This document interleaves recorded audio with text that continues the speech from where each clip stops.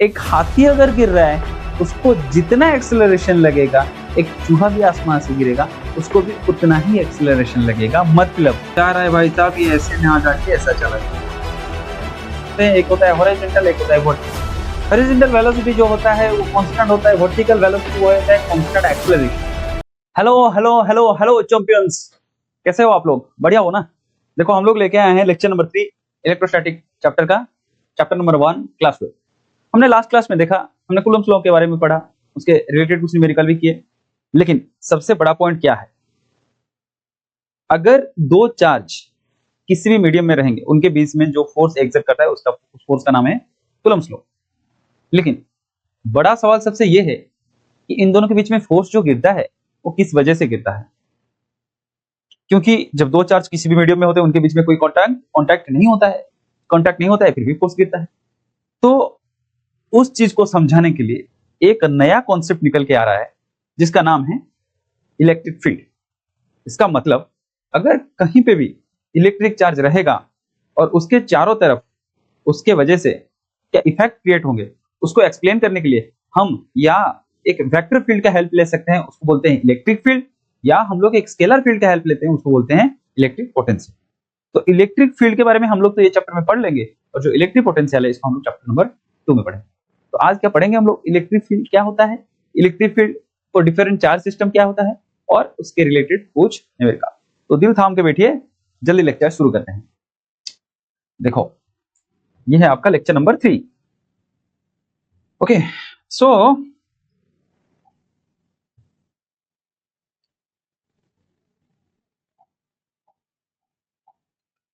क्या है electric field? Electric field क्या होता है? क्या होता है इलेक्ट्रिक फील्ड? देखो इलेक्ट्रिक फील्ड क्या होता है, हमने एक चार्ज लिया जिसका चार्ज कितना है, इसका मान लीजिए कुछ चार्ज है कैपिटल की, सॉरी स्मॉल की, और इस चार्ज को हम लोग नाम देते हैं सोर्स चार्ज।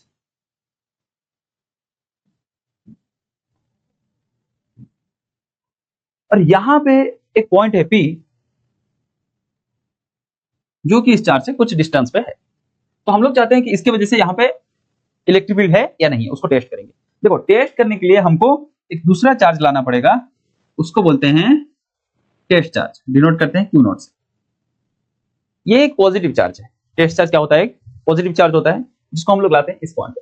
अगर ये सोर्स चार्ज हमारा पॉजिटिव होगा तो ये उसको रिपेल करेगा, कितना फोर्स में, F फोर्स में। कौन सा फोर्स, कूलम्बिक फोर्स, जो कि हम लोग पढ़ के आए। अगर ये उसको यहाँ पे रिपेल किया तो हम लोग को पता चलेगा कि ये चार्ज की वजह से यहाँ पे फील्ड है। जैसे कि मान लीजिए कहीं पे कुत्ता मर के पड़ा है, आप लोग वहां से गुजर रहे हो और आपका दोस्त आपके पास जा रहा है, वो नाक नहीं पकड़ रहा है, वो नॉर्मली ऐसे वॉकिंग करके जा रहा है, लेकिन आप नाक पकड़ के चल रहे हो। इसका मतलब क्या, कुत्ता जहां पे मर के पड़ा है वो अपने चारों तरफ एक सराउंडिंग फील्ड क्रिएट कर रहा है, जिसके अंदर अगर आप लोग आओगे तो आपको महसूस होगा कि कोई कुत्ता मर के पड़ा है, स्मेल कर रहा है। जबकि वो फील्ड के बाहर अगर कोई होगा तो उसको महसूस नहीं होगा। वैसे ही इलेक्ट्रिक फील्ड जनरली हम लोग दो डेफिनेशन से डिफाइन करते हैं, एक न्यूमेरिकल के लिए जिसको हम लोग क्वांटिटेटिव डेफिनेशन कहते हैं, और दूसरा क्वालिटेटिव डेफिनेशन कहते हैं। क्वांटिटेटिव डेफिनेशन बाद में पढ़ेंगे, क्वालिटेटिव समझो कि अगर कोई चार्ज होगा उसके चारों तरफ जिस जगह पे हमको पता चल जा सकता है कि वो चार्ज है, so the space around a charge within which its effect can be observed, और हम लोग उसको कहते हैं its influence can be experienced, उसका होने का, मौजूदगी का हमको एहसास हो कि वो है। जिस जगह पे वो होगा हम लोग उस जगह को बोलेंगे वहां पे इलेक्ट्रिक फील्ड है। तो क्या होता है इलेक्ट्रिक फील्ड का डेफिनेशन लिखो फिर, द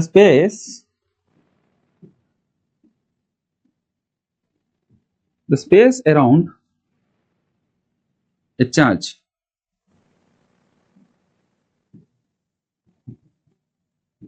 within which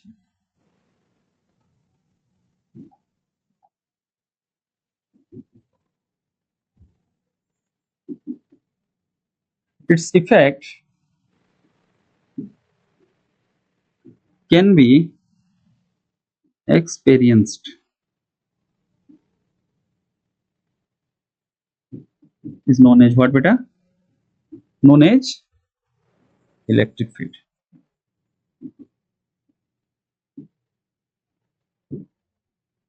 उसको हम लोग क्या कह रहे हैं, इलेक्ट्रिक फील्ड कह रहे हैं।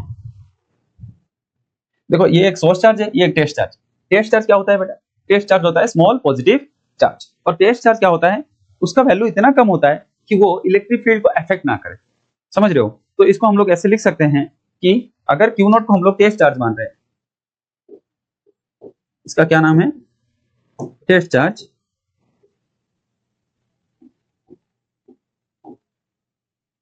Which is very small positive charge, very small positive charge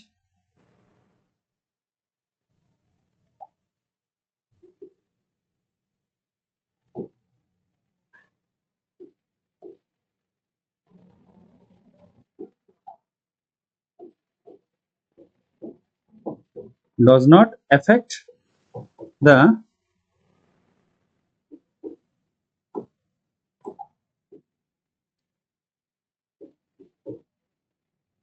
present electric field। ठीक है, मतलब इसका जो फील्ड होगा यहाँ पे, इसको ये टेस्ट चार्ज इफेक्ट ना करे, ठीक है। So Q naught is equal to test charge which is very small positive charge and does not affect the presence of electric field. So electric field को हम लोग कैसे डिनोट करते हैं, डिनोटेड बाय बेटा, electric field is denoted by E और vector. क्यों, क्योंकि इलेक्ट्रिक फील्ड एक वेक्टर क्वांटिटी होता है, अगर वेक्टर क्वांटिटी होगा तो उसका डायरेक्शन रहेगा। डायरेक्शन कैसा होता है, अच्छा इस पॉइंट पे अगर इस चार्ज की वजह से इलेक्ट्रिक फील्ड का डायरेक्शन पूछा जाएगा, so electric field at a point is along the force on test charge present at that point. किसी भी पॉइंट पे अगर कोई टेस्ट चार्ज होगा, उसके ऊपर जिस डायरेक्शन में फोर्स गिरेगा उसी डायरेक्शन पे इलेक्ट्रिक फील्ड का डायरेक्शन माना जाएगा। सो क्या बोलेंगे हम लोग यहाँ पे,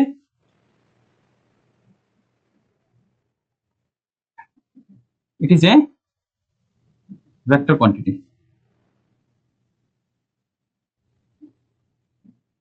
along force on test charge at that point। So mathematically अगर हम लोग लिखना चाहें किसी भी पॉइंट पे इलेक्ट्रिक फील्ड को, तो E can be written as limit F by Q naught, और क्यू नॉट टेंड्स टू 0। बेटा ये उसका क्या फॉर्मूला है, मैथमेटिकल रिप्रेजेंटेशन है, जबकि न्यूमेरिकल के लिए ये वाला फॉर्मूला यूज नहीं करेंगे हम लोग। कौन सा फॉर्मूला यूज करेंगे, लिखेंगे और electric field is equal to F by q naught. तो क्या इस फॉर्मूला से आप डिफाइन कर सकते हो what is electric field. Electric field at a point may be defined as amount of force exert on a test charge at that point. तो लिखिए फिर क्या है definition electric field. Electric field भी कहते हैं, इलेक्ट्रिक फील्ड स्ट्रेंथ भी कहते हैं। At a point may B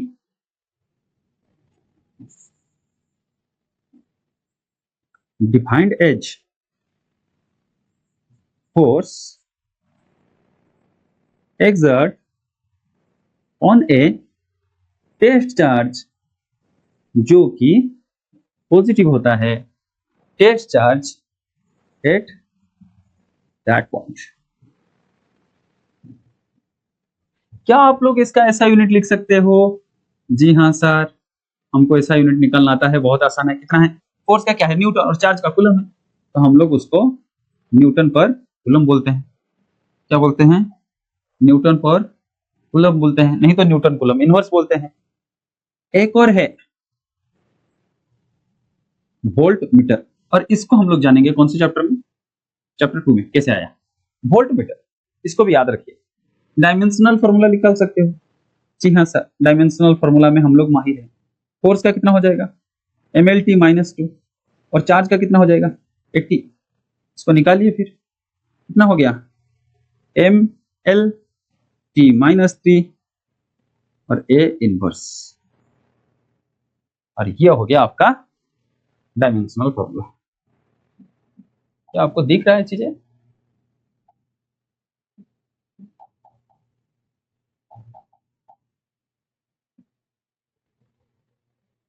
M L T minus 3 A inverse, यह है इसका डायमेंशनल फॉर्मूला। ठीक है, अब हम लोग पता करेंगे electric field due to point charge क्या होता है। चलो नेक्स्ट स्लाइड में चलेंगे। Electric field due to a point charge, इसका मतलब मैं एक चार्ज हूं, मेरे से आर डिस्टेंस पे कोई एक पॉइंट पी है, उस पॉइंट पे मेरे वजह से कितना इलेक्ट्रिक फील्ड गिरेगा। देखो, late us consider a point positive charge Q placed at origin. देखिए हम लोग एक सिस्टम ले रहे हैं जिसमें एक कोई पॉइंट ओरिजिन है, समझ रहे हैं, एक कोई पॉइंट ओरिजिन है, और ये जो पॉइंट ओरिजिन है यहां पे कोई चार्ज है Q, और P दूसरा एक पॉइंट है जो कि यहां से R डिस्टेंस दूरी पे है। हमारा काम यह है इस चार्ज की वजह से यहां पे इलेक्ट्रिक फील्ड कितना होगा, इस चार्ज की वजह से यहां पे इलेक्ट्रिक फील्ड कितना होगा। देखो चलिए पता करते हैं। अच्छा, इलेक्ट्रिक फील्ड को पता करने के लिए कौन सा चार्ज लाते हैं, टेस्ट चार्ज लाते हैं। टेस्ट चार्ज लाए, आए टेस्ट चार्ज दे, मुझे टेस्ट चार्ज दे, नहीं दे, अच्छा लाया, यहां पे डाल दिया, ये है टेस्ट चार्ज, ये आपके पास है टेस्ट चार्ज। अब इनके बीच में डिस्टेंस है r, so let q test charge was placed at p and r distance from it in air medium में हम लोग काम कर रहे हैं। इसके वजह से इसके ऊपर फोर्स गिरेगा जिसका डायरेक्शन किधर होगा, डायरेक्शन रिपल्सिव होगा क्योंकि दोनों पॉजिटिव है। और ये जो फोर्स होगा, क्या ये फोर्स आप निकाल सकते हो, F at P will be equal to, पढ़ क्या है Coulomb's law, 1/4πε0 Q by r square, इतना तो पढ़ के आए। और अगर इस पॉइंट पे हम लोग इलेक्ट्रिक फील्ड निकालना चाहे, that will be equal to how much, that will be equal to, sir हम पढ़ के आए F/Q0, इसका वैल्यू लिख दो बेटा, 1/4πε0 Q0 by r square divided by Q0।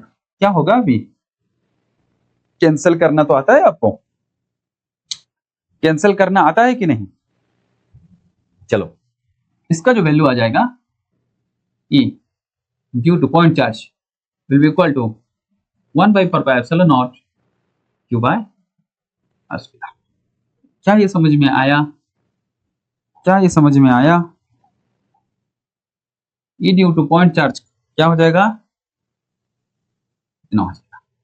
इसका मतलब ये चीज क्लियर हो गया कि अगर कोई यहाँ पे एक चार्ज है और यहाँ पे r डिस्टेंस पे कोई एक पॉइंट है, इसके वजह से यहाँ पे जो फील्ड होगा that will be equal to k q by r square, और k क्या होता है 1/4πε0 होता है। ठीक है, इतना तो समझ में आ ही गया होगा। ओके चलो, फिर यहां से क्या कुछ रिलेशन आप निकाल सकते हो जो कि एग्जाम के लिए इंपॉर्टेंट है। यहाँ पे एक चीज एग्जाम के लिए इंपॉर्टेंट है, क्या है, electric field is inversely proportional to r square कह सकते हो, और electric field is directly proportional to 1/r square भी आप लोग कह सकते हो, जो कि हम लोग पहले, मतलब इलेक्ट्रिक फील्ड जो है इनवर्स स्क्वायर लॉ को ओबे कर रहा है, इनवर्स स्क्वायर लॉ को ओबे कर रहा है। क्या आप लोग ग्राफ ड्रॉ कर सकते हो, क्या आप लोग ग्राफ ड्रॉ कर सकते हो, जी हाँ सर हम ग्राफ ड्रॉ करने में एक्सपर्ट हैं, हम लोग कर लेंगे। देखो कैसे हम लोग ग्राफ ड्रॉ कर रहे हैं, एक ग्राफ ये हो गया, दूसरा ग्राफ ये हो जाएगा, लिखा लिखा के पढ़ा रहे हैं, वक्त लगेगा इसलिए अच्छा समझ में आएगा। यहाँ पे ले लिया इलेक्ट्रिक फील्ड, इधर हो गया r स्क्वायर, ये हो गया इलेक्ट्रिक फील्ड, और इधर हो गया 1/r स्क्वायर। क्या होगा ग्राफ, कैसा होगा ग्राफ, कुछ बता पाओगे। देखो ये है inversely proportional to r square, तो सारे इनवर्सली प्रोपोर्शनल के ग्राफ ऐसे होंगे, हमने पहले बता रखा है। और ये directly proportional to 1/r square, directly proportional to 1/r square, तो इलेक्ट्रिक वर्सेस 1/r स्क्वायर का ग्राफ जो होगा ऐसा होगा। ये एक पॉइंट इंपॉर्टेंट पॉइंट है। ठीक है, तो क्या आप इसके बेसिस पे एक न्यूमेरिकल करना चाहेंगे, इसके बेसिस पे न्यूमेरिकल करना चाहेंगे। अच्छा तो चलो एक न्यूमेरिकल कराते हैं आपको। क्या है क्वेश्चन, क्या है क्वेश्चन, क्वेश्चन ये है,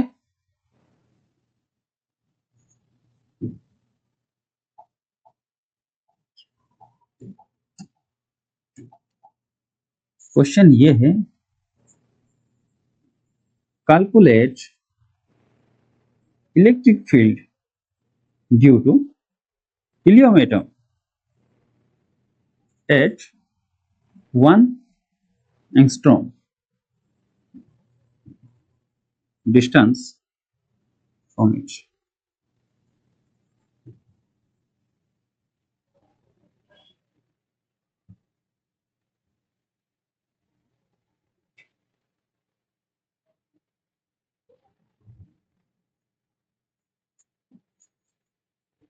helium atom nucleus. Helium atom का जो न्यूक्लियस होता है, हीलियम एटम का न्यूक्लियस में कितना प्रोटॉन होते हैं? 2 प्रोटॉन होते हैं।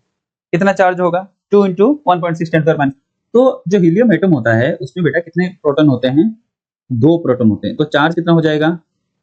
2 × 1.6 × 10⁻⁹ कूलम। ये हो गया आपका चार्ज का वैल्यू। कितने डिस्टेंस पे पूछ रहा है? कुछ 1 angstrom. 1 angstrom is equal to कितना होता है? 10⁻⁻10 मीटर। इस पॉइंट पे आपको इलेक्ट्रिक फील्ड निकालनी है। बताओ भाई, बताओ, करो जल्दी करो। कितना होगा? इलेक्ट्रिक फील्ड का हम लोग फॉर्मूला पढ़ के आए, E = K/Q/r²। K का वैल्यू कितना होता है? 9 × 10⁹ और Q का वैल्यू कितना होता है?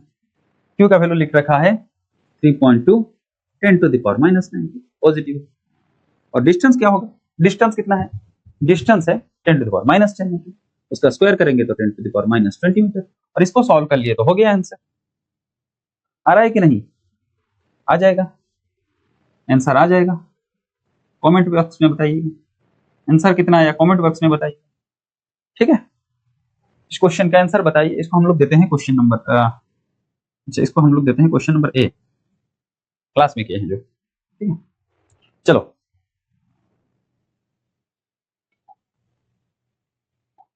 ठीक है। Electric field due to system of charge, superposition principle, इसको क्या कहते हैं? इसका दूसरा नाम भी है सुपरपोजिशन प्रिंसिपल।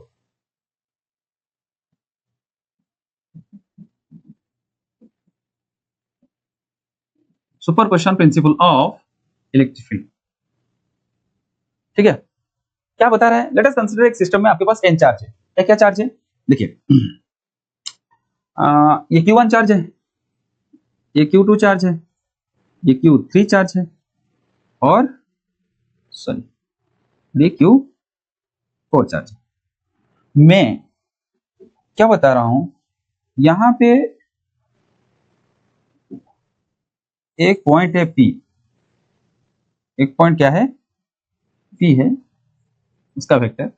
ये Q1 चार्ज है तो इसका R1 होगा वेक्टर, इसका R2 होगा Q2 का, इसका R3 होगा, इसका R4 होगा। तो बेटा मैं क्या बता रहा हूं, अगर यहां से हम लोग एक वेक्टर ड्रॉ करेंगे,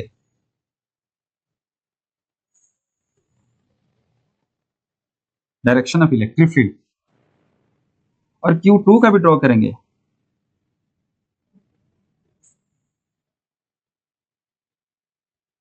Q3 का भी ड्रॉ करेंगे, और Q4 का भी ड्रॉ करेंगे, तो net electric field at point P कितना होगा? देखिए, ये है E1, यह है E2, यह है E3, और यह है आपका E4। सुपरपोजिशन प्रिंसिपल में क्या बताए थे? E1 E2 होगा तो E1 E2 को जोड़ेंगे, उसका जो रिजल्टेंट निकलेगा उसके साथ E3 को लेंगे, फिर उसका रिजल्टेंट के साथ E4 को लेंगे, और फाइनल रिजल्टेंट मिल जाएगा। तो इन दोनों का जो रिजल्टेंट होगा वो बीच में होगा ऐसे। फिर ये येलो और E3 को लेंगे, फिर उसका रिजल्टेंट निकालेंगे, फिर इस रिजल्टेंट को E4 के साथ लेके रिजल्टेंट निकालेंगे। अच्छा, मतलब 1 2 को जोड़ो, जो रिजल्ट निकला उसको E3 के साथ जोड़ो, जो रिजल्ट निकलेगा उसको E4 के साथ जोड़ो। कौन से लॉ के हिसाब से? Vector law of addition, parallelogram law of addition. ठीक है, तो यहाँ पे हम लोग क्या कर रहे हैं? देखो, पहले हम लोग E1 निकाल रहे हैं at P point, electric field due to E1 कितना हो जाएगा बेटा? पढ़ के आए, K Q1/R। देखो, R1 है और ये RP है, ये RP है, तो हम लोग इसको R1P कह रहे हैं। R इस डिस्टेंस से इस डिस्टेंस तक, इसको हम लोग R1P कर रहे हैं, जो कि RP मतलब R1P का स्क्वायर, जिसका मतलब R1P को हम लोग लिख सकते हैं RP - R1। ये वैसे ही electric field due to 2 charge कितना हो जाएगा? K Q2 R2P का स्क्वायर। E3 कितना हो जाएगा, K का वैल्यू कितना होता है, 1/4πε0 होता है। वैसे ही अगर हम लोग थोड़ा आगे जाएंगे, electric field due to n charge कितना हो जाएगा, K QN RNP का स्क्वायर। ये हो गया, ठीक है। इसका कॉरेस्पॉन्डेंस आप चाहे तो लिख सकते हैं, लेकिन एग्जाम के लिए ये जरूरी नहीं है, आपको समझने के लिए लिखा रहे हैं। ये चीज जरूरी जो है वो इस वाले साइड में लिखा गया है, ठीक है। अब total electric field at point P will be equal to how much, electric field at point P will be equal to vector sum of electric field due to charge 1, electric field due to charge 2 plus electric field charge due to 3, electric field due to charge n होगा बेटा, और क्या होगा, और यहां और क्या होगा। सबका अगर वैल्यू लिखेंगे तो लिखना शुरू करो। EP will be equal to, सबके पास के एक कॉमन है, कॉमन ले लीजिए, Q1/R1P का स्क्वायर, Q2/R2P का स्क्वायर, QN/RNP का स्क्वायर। और थोड़ा ये करके लिखेंगे कि देखिए समेशन ऑफ QI/RIP का स्क्वायर, जबकि जो I का वैल्यू है वो 1 से शुरू हो रहा है और N पे खत्म हो रहा है। ये आपका electric field at point P होगा, जिसको हम लोग थोड़ा बढ़िया से लिख रहे हैं। Electric field at point P will be equal to 1/4πε0, K का वैल्यू होता है उतना, फिर इंटू समेशन ऑफ QI/RIP का स्क्वायर, और I का वैल्यू कहां से कहां वेरी हो रहा है, 1 से n तक, 1 से n तक, ठीक है।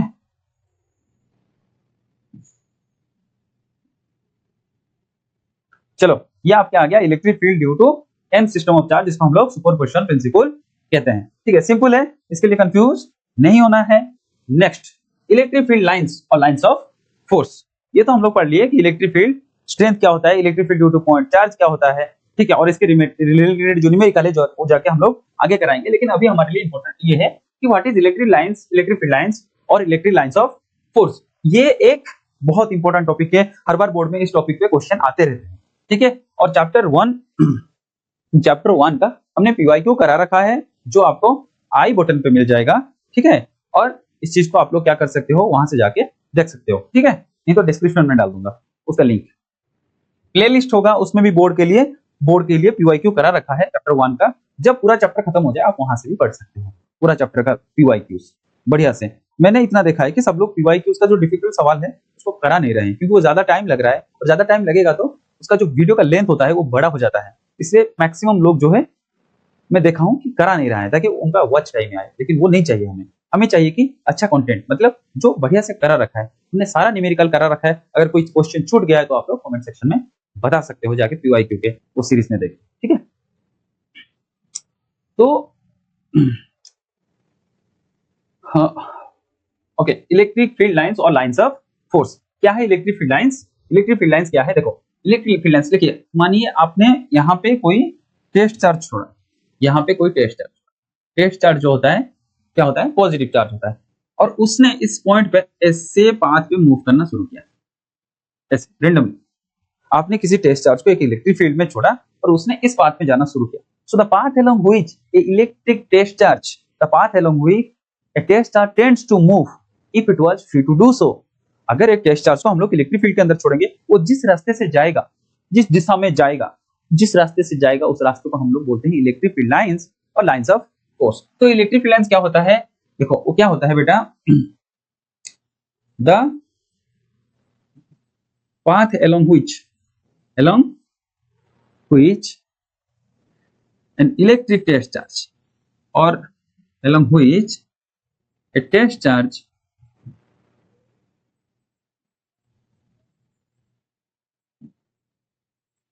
tends to move, tends to, if it was free to do so, free to do so,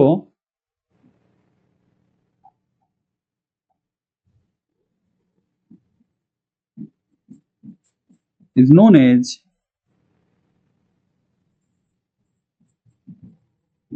electric field lines। ठीक है, और ठीक है, इतना समझ में आ गया था। Path along which a test charge tends to move if it was free to do so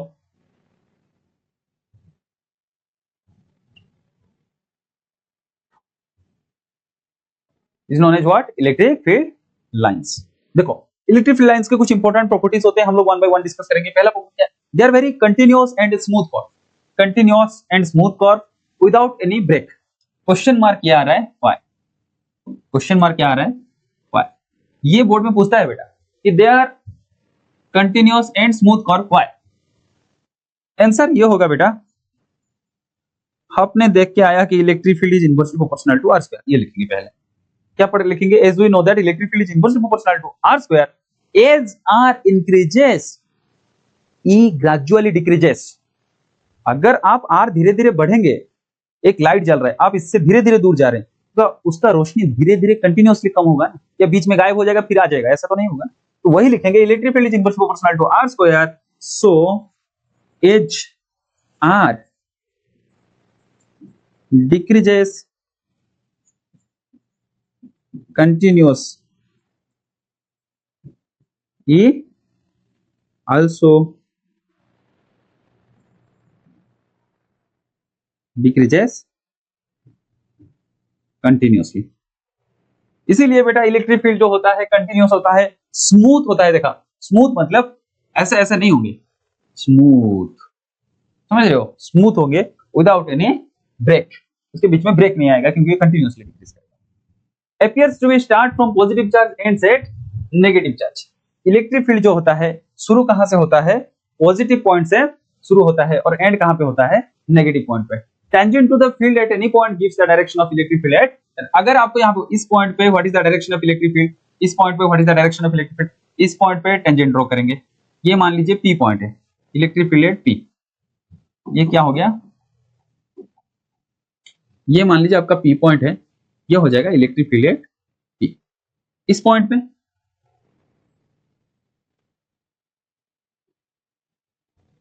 पे क्या होगा बेटा? Electric field eight Q. ये मान लीजिए क्यू पॉइंट है, ठीक है। इस पॉइंट पे अगर आपको पूछेगा तो इस पॉइंट पे टेंजेंट ड्रॉ करेंगे। ये आर मान लीजिए, ये इलेक्ट्रिक फील्ड एट आर।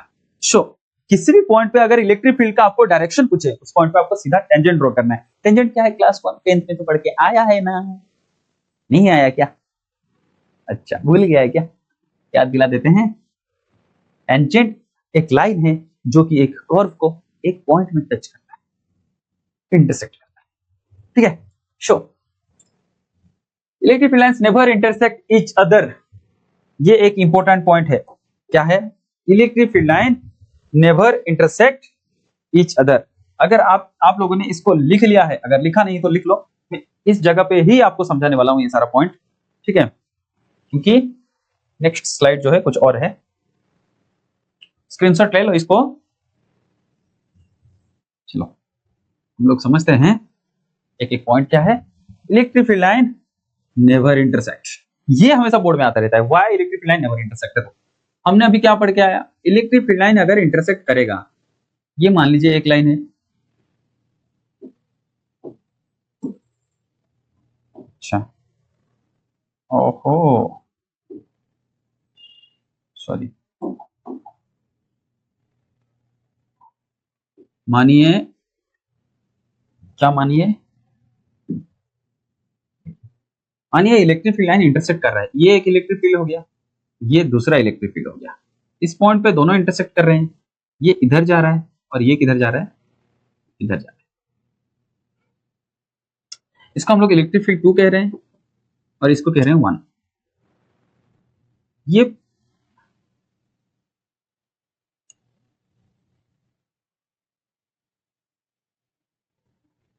ये है आपका 1। इस पॉइंट पे इलेक्ट्रिक फील्ड, जिस पॉइंट पे इलेक्ट्रिक फील्ड इंटरसेक्ट करेगा, हम लोगों को इसका इलेक्ट्रिक फील्ड निकालना होगा तो क्या करेंगे, ड्रॉ करेंगे टेंजेंट, और इसका निकालना होगा तो इधर ड्रॉ करेंगे टेंजेंट। तो एक ही पॉइंट पे दो दो डायरेक्शन आएगा इलेक्ट्रिक फील्ड का। क्या ये प्रैक्टिकली पॉसिबल है कि at a single point electric field 2 point दे रहा है? तो हम लोग वही लिखेंगे, if electric field lines intersect, लिखो if electric field lines intersect at the point of intersection you will get two direction of electric field which is practically impossible. That's why electric field line never intersect. Okay, so they do not form closed loop, they do not form closed loop, मतलब electric field line जहां से शुरू हुआ है वहां पे कभी खत्म नहीं होगा। जैसे ये पॉजिटिव चार्ज है मान लो, और ये एक नेगेटिव चार्ज है, तो इलेक्ट्रिक फील्ड लाइन शुरू होता है पॉजिटिव से और एंड होता है नेगेटिव पे, लेकिन पॉजिटिव से शुरू होके पॉजिटिव पे खत्म नहीं हो सकता। ऐसा क्यों नहीं हो सकता? ऐसा क्यों नहीं हो सकता बेटा? क्या लिखेंगे? They do not form closed loop. Why? Because of, देखो, conservative nature. Conservative nature of electric charge. ये एग्जाम में बोर्ड में पूछता है। Always perpendicular to the surface of conductor. Electric field जो होता है सरफेस ऑफ कंडक्टर को हमेशा परपेंडिकुलर होता है। जैसे अगर ये कोई आपके पास चार्ज है और ये कोई एक कंडक्टर का प्लेट है,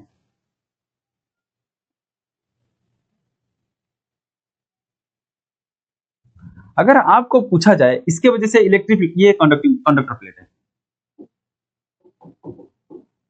अगर आपको पूछा जाए इसके वजह से इलेक्ट्रिक फील्ड कैसा होगा, ड्रॉ करो, तो आप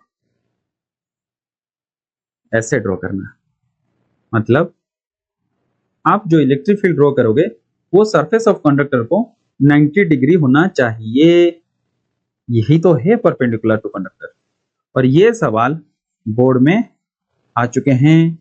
करते करते एक चीज ध्यान आपको रखना है कि इलेक्ट्रिक फील्ड लाइंस इंटरसेक्ट ना करे। अगर इंटरसेक्ट कर लिया तो ये गलत हो जाएगा। जितना प्रैक्टिस करोगे उतना परफेक्शन आएगा आपके डायग्राम वगैरह में। ये एक कंडक्टर प्लेट है, इसके बारे में थोड़ा आगे डिस्कस हम लोग करेंगे, ठीक है। देखो वीडियो पीछे जाके इसको स्क्रीनशॉट ले लेना अगर आपको जरूरत लगे तो। They do not form closed loop, always perpendicular to the surface of conductor. Relative closeness between the field lines measure the strength of electric field. जैसे कि मान लो आपके पास कोई इलेक्ट्रिक फील्ड ऐसा है, इस चीज को समझो भाई, बहुत बच्चे इस चीज को समझ नहीं पाते। देखो मान लो ऐसा इलेक्ट्रिक फील्ड है, ऐसा एक इलेक्ट्रिक फील्ड हम लिया है रैंडम पे। हम यहाँ पे दो रीजन चूज करेंगे, एक रीजन ये, एक रीजन ये मान लो, और एक रीजन वो है ये, समझ रहे हो। देखो ये रीजन 1 है और इसको हम लोग रीजन 2 कह रहे हैं।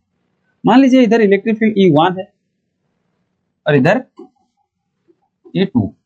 देखिए यहाँ पे इलेक्ट्रिक फील्ड के बीच का जो डिस्टेंस है वो कम है, और यहाँ पे इलेक्ट्रिक फील्ड का जो डिस्टेंस है वो ज्यादा है। यहाँ पे इलेक्ट्रिक फील्ड का जो रिलेटिव डिस्टेंस वो कम है, और यहाँ पे relative distance between electric field जो है वो ज्यादा है।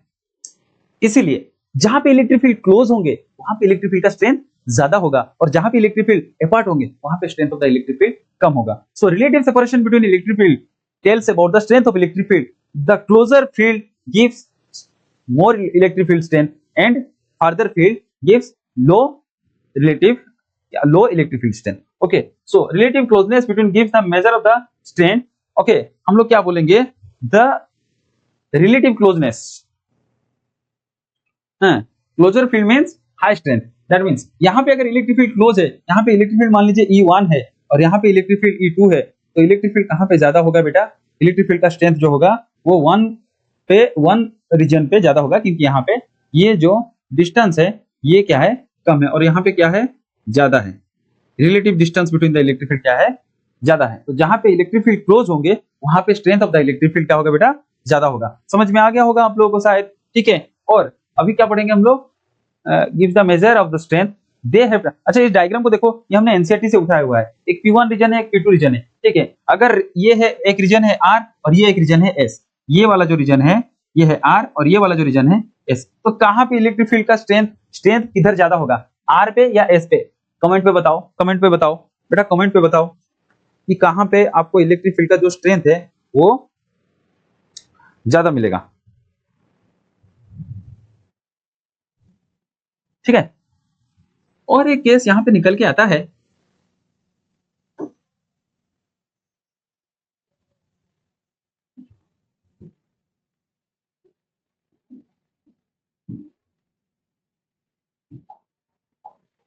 देखो जैसे दो तरीके के फील्ड होते हैं।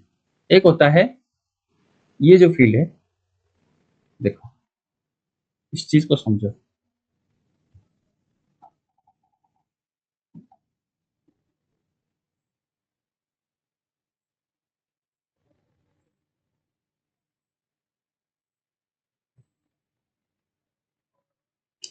ये बेटा होता है नॉन यूनिफॉर्म फील्ड, और एक होता है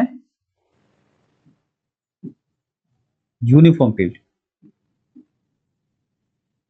जिसको हम लोग कैसे रिप्रेजेंट करते हैं, by parallel lines. Uniform electric field are represented by parallel lines, और इनके बीच में डिस्टेंस जो है कांस्टेंट रहेगा। इसका ये मतलब है कि इलेक्ट्रिक फील्ड का जो वैल्यू है ये हमेशा कांस्टेंट रहेगा, और इधर इलेक्ट्रिक फील्ड का वैल्यू बढ़ता घटता दिखेगा। यहाँ पे मान लीजिए E1 है और यहाँ पे क्या है, E2 है, तो E1 जो होगा ज्यादा होगा as compare to, closer the field, close field, strong field, apart field, weak field. ठीक है, ये हमने डिस्कस कर दिया। क्लोज जो है वो है स्ट्रॉन्ग फील्ड, और अपार्ट जो है वो है वीक फील्ड। ठीक है, और इक्वी डिस्टेंस जो है,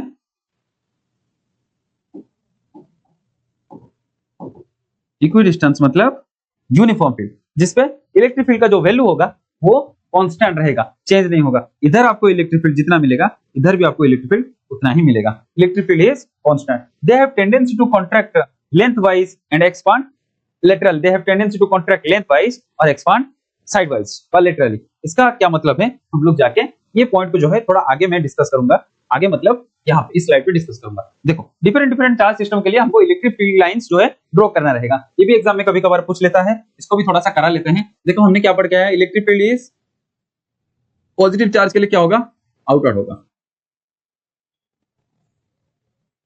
कैसे ड्रॉ करेंगे, ऐसे ड्रॉ करेंगे। इतना होने से काफी है, ज्यादा कर सकते हैं तो कर सकते हैं। एग्जाम में कुछ काम नहीं रहेगा तो बैठ के ज्यादा लाइन ड्रॉ करते रहते हैं बच्चे, ठीक है, लेकिन इतना करेंगे तो हो जाएगा। हमने क्या पढ़ा था, इलेक्ट्रिक फील्ड जो होता है start from positive end set negative, मतलब for positive charge electric field will be outward. कभी कभी एग्जाम में पूछता है कि मतलब एमसीक्यू देता है, for which of the following electric field is uniform. देखो इस पॉइंट चार्ज के लिए कभी इलेक्ट्रिक फील्ड जो है यूनिफॉर्म होता नहीं है, क्योंकि यहाँ पे आपको डिस्टेंस कम दिखेगा और ज्यादा ज्यादा ज्यादा बढ़ता चला जा रहा है। सो पॉजिटिव पॉइंट चार्ज और positive single negative charge point charge can not produce a uniform electric field. Positive point charge, positive positive और negative charge always form point charge, non uniform electric field. ये हो गया मान लीजिए आपका negative, और negative के लिए जो फील्ड होता है वो क्या होता है बेटा, इनवर्ड होता है। क्या होता है, इनवर्ड होता है। देखो इनवर्ड हो गया,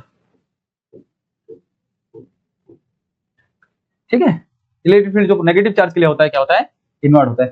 फॉर डाइपोल, ये एक इंपॉर्टेंट है, ठीक है। फॉर डाइपोल, डाइपोल मतलब एक हो गया आपका पॉजिटिव, दूसरा हो गया आपका नेगेटिव। इसके लिए इलेक्ट्रिक फील्ड लाइंस क्या पढ़ के आए, start from positive end set negative. बहुत इजी है, स्पाइडरमैन स्पाइडरमैन जैसा बना रहा हूं क्या,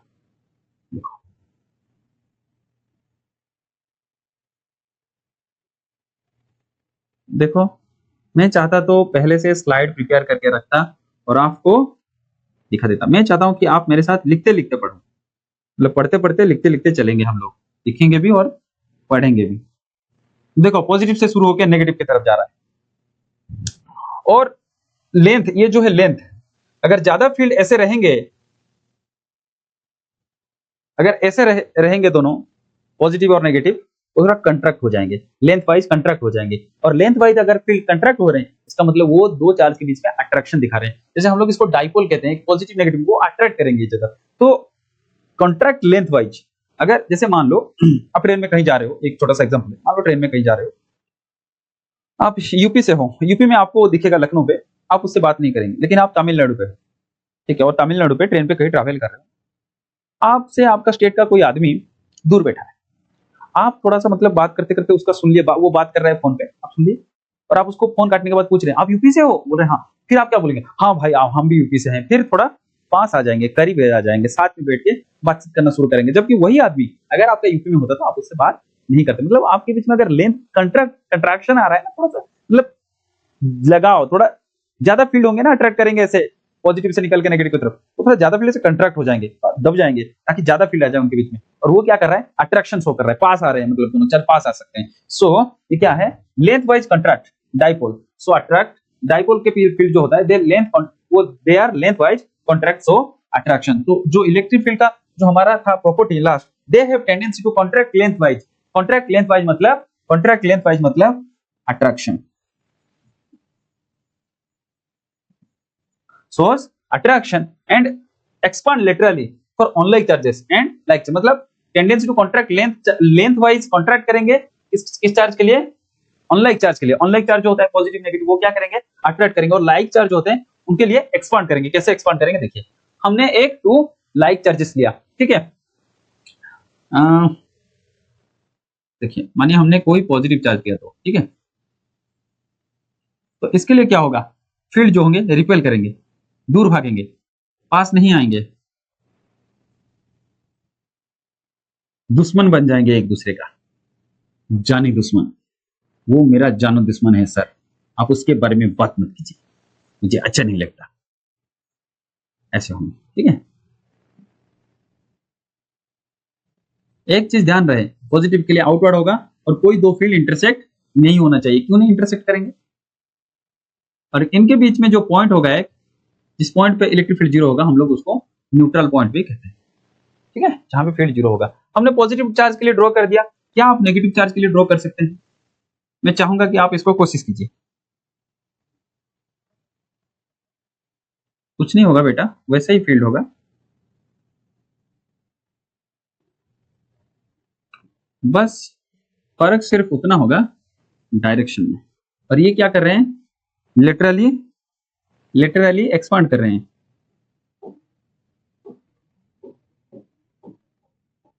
टुवर्ड्स होंगे,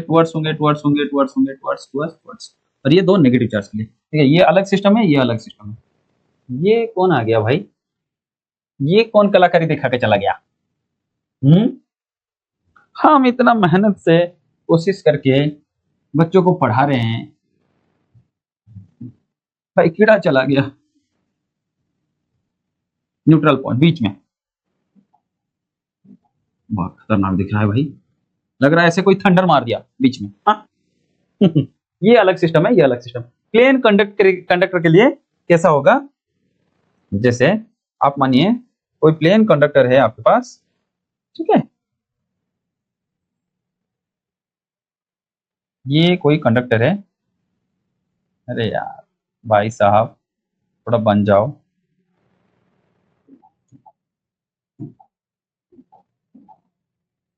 ये कोई प्लेन कंडक्टर है जिसके ऊपर कुछ चार्जेस हैं, पॉजिटिव चार्जेस, और charge always lie on surface. तो इसके वजह से जो फील्ड होगा वो पैरेलली आउटवर्ड होंगे और they are perpendicular to surface of conductor.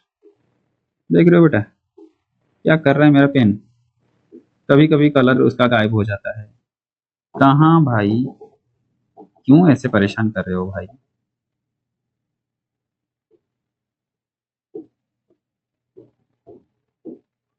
और ये जो फील्ड निकल के आ रहा है यही है यूनिफॉर्म फील्ड। तो यूनिफॉर्म फील्ड कौन बनाता है, चार्ज कंडक्टर, यूनिफॉर्म फील्ड कौन बनाता है, चार्ज प्लेन कंडक्टर, ठीक है। इतना काफी है, इतना आपके लिए जो है काफी है, ठीक है। चलो, electrostatic force due to continuous charge system, पहले तो समझते हैं कंटिन्यूअस चार्ज सिस्टम होता क्या। जैसे कि आप अगर आपका बाल, जैसे कि मेरे झड़ गए हैं, देखो है नहीं, बिल्कुल है नहीं, देखो गाय, ठीक है। तो आप लोग अगर जाते हैं कहीं पे डर्माटोलॉजिस्ट के पास, अगर पूछेंगे कि आपका बाल झड़ गया, आपको क्या बताता है कि आपका हेयर डेंसिटी ज्यादा है या कम है, या आ जाके ऐसे बात करते हैं कि सर हमारा सर 25 बाल झड़ गए हैं सर, हमारा सर का सर 25 बाल कम हो गए हैं। ऐसे बात करेंगे तो फिर तो हंसेंगे आपको। अब जाके बात करते हो ना हेयर डेंसिटी कम हो गया। हेयर डेंसिटी, डेंसिटी टर्म आप लोग कहाँ यूज करते हो? जहां पे आपके पास ह्यूज नंबर ऑफ चीजें हो। जैसे आप लोग किसी फील्ड में जाते हो, मैदान में, तो आप वहां पे जो घास होता है अगर पास से देखेंगे तो आपको नॉन यूनिफॉर्म दिखेंगे, लेकिन अगर हेलीकॉप्टर में बैठ के देखेंगे वो पूरा ग्रीन दिखता है, यूनिफॉर्म दिखता है। इसका मतलब अगर हम लोग बहुत ज्यादा अमाउंट ऑफ चार्ज के साथ डील करें, when we are dealing with huge number of charges at microscopic level, MACRO, microscopic level, then the quantum nature of electric charge was ignore. जो क्वांटम नेचर था Q is equal to any, total charge is equal to any, वो nature का हम लोग ignore करते हैं और electric charge को, स्ट्रेंथ को बताने के लिए हम लोग एक दूसरा टर्म यूज करते हैं, डेंसिटी। अगर डेंसिटी ज्यादा होगा तो इलेक्ट्रिक चार्ज का स्ट्रेंथ ज्यादा होगा, अगर इलेक्ट्रिक चार्ज का डेंसिटी कम होगा तो उसका जो स्ट्रेंथ है कम होगा। So generally continuous charge system तभी हम लोग यूज करते हैं when charge are uniformly spread in a region. किसी भी रीजन पे अगर यूनिफॉर्मली हम लोग चार्ज को स्प्रेड करेंगे तभी हम लोग कंटिन्यूअस चार्ज डिस्ट्रीब्यूशन सेव करते हैं when we are dealing with microscopic level. And due to continuous charge distribution at microscopic level, क्या लिखेंगे? At microscopic level quantum nature of electric charge was ignored. और तभी हम लोग continuous charge system, continuous charge distribution को हम लोग तभी तो इंट्रोड्यूस करते हैं। तो चार्ज कैसे हम लोग डिस्ट्रीब्यूट कर सकते हैं? किसी सरफेस पे डिस्ट्रीब्यूट कर सकते हैं, किसी लाइन पे डिस्ट्रीब्यूट कर सकते हैं, या किसी वॉल्यूम पे डिस्ट्रीब्यूट कर सकते हैं। देखो, एक तो होता है लीनियर चार्ज डिस्ट्रीब्यूशन। क्या होता है बेटा? लीनियर चार्ज डिस्ट्रीब्यूशन क्या होता है? मान लीजिए ये कोई वायर है, इसके ऊपर आपने क्यू चार्ज डिस्ट्रीब्यूट किया। कितना चार्ज डिस्ट्रीब्यूट कर रहे हैं? Q charge. और इसका जो पूरा लेंथ है वो है एल। क्या है? पूरा लेंथ जो है वो है एल। तो पहले लीनियर चार्ज डिस्ट्रीब्यूशन पे पहले हम लोग यूज करेंगे यहां पे कौन? क्या? ये लीनियर चार्ज डेंसिटी, उसको हम लोग डिनोट करते हैं किससे? लैम्डा से। क्या है? Lambda. Linear charge density lambda, lambda will be equal to total charge by length. अगर हमने एक छोटा सा रीजन लिया जिसके अंदर आपको डीक्यू चार्ज मिल रहा है और इसका लेंथ जो है दिए गए, तो हम लोग क्या लिखेंगे? Dq by d. ये जो होता है ये क्या होता है बेटा? ये कांस्टेंट होता है। dq by dl जितना होगा q by l उतना ही होगा। ठीक है। और इसका जो ऐसा यूनिट होगा कितना हो जाएगा बेटा? चार्ज का हो जाएगा कूलम और इसका हो जाएगा मीटर। कूलम मीटर इनवर्स, और नहीं तो हम लोग इसको कूलम पर मीटर भी कह सकते हैं। ठीक है। ये होता है लाइन चार्ज डेंसिटी। क्या होता है ये? लाइन चार्ज डेंसिटी या लीनियर चार्ज डेंसिटी भी कहते हैं।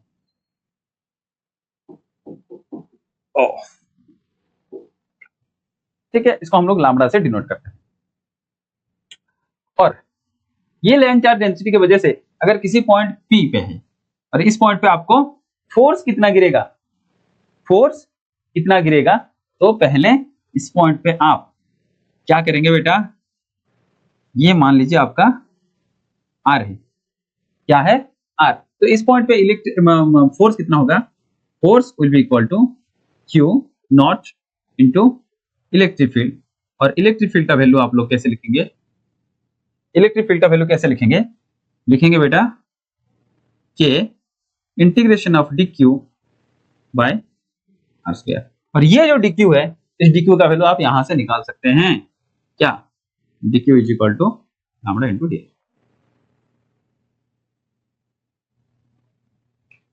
क्योंकि हम लोग पढ़ के आए थे E is equal to F by Q not, F is equal to Q not into E. E का वैल्यू कितना होगा? K, इसके अंदर चार्ज है dq, dq by r square, लेकिन पूरा चार्ज हमको निकालना है तो dq का इंटीग्रेशन लिखेंगे। ठीक है, ऐसे लिख सकते हैं।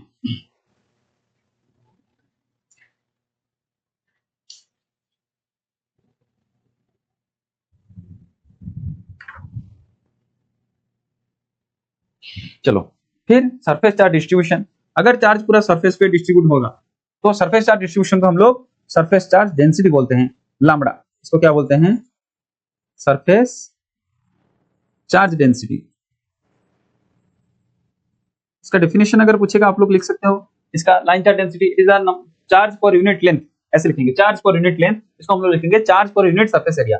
इसका अगर पूरा सरफेस एरिया मान लीजिए बेटा एस है और इसके अंदर कितने चार्ज हैं, क्यू चार्ज है, और इस छोटे से रीजन के अंदर कितने चार्ज हैं, डी क्यू, और इसका जो सरफेस एरिया है वो है डी एस।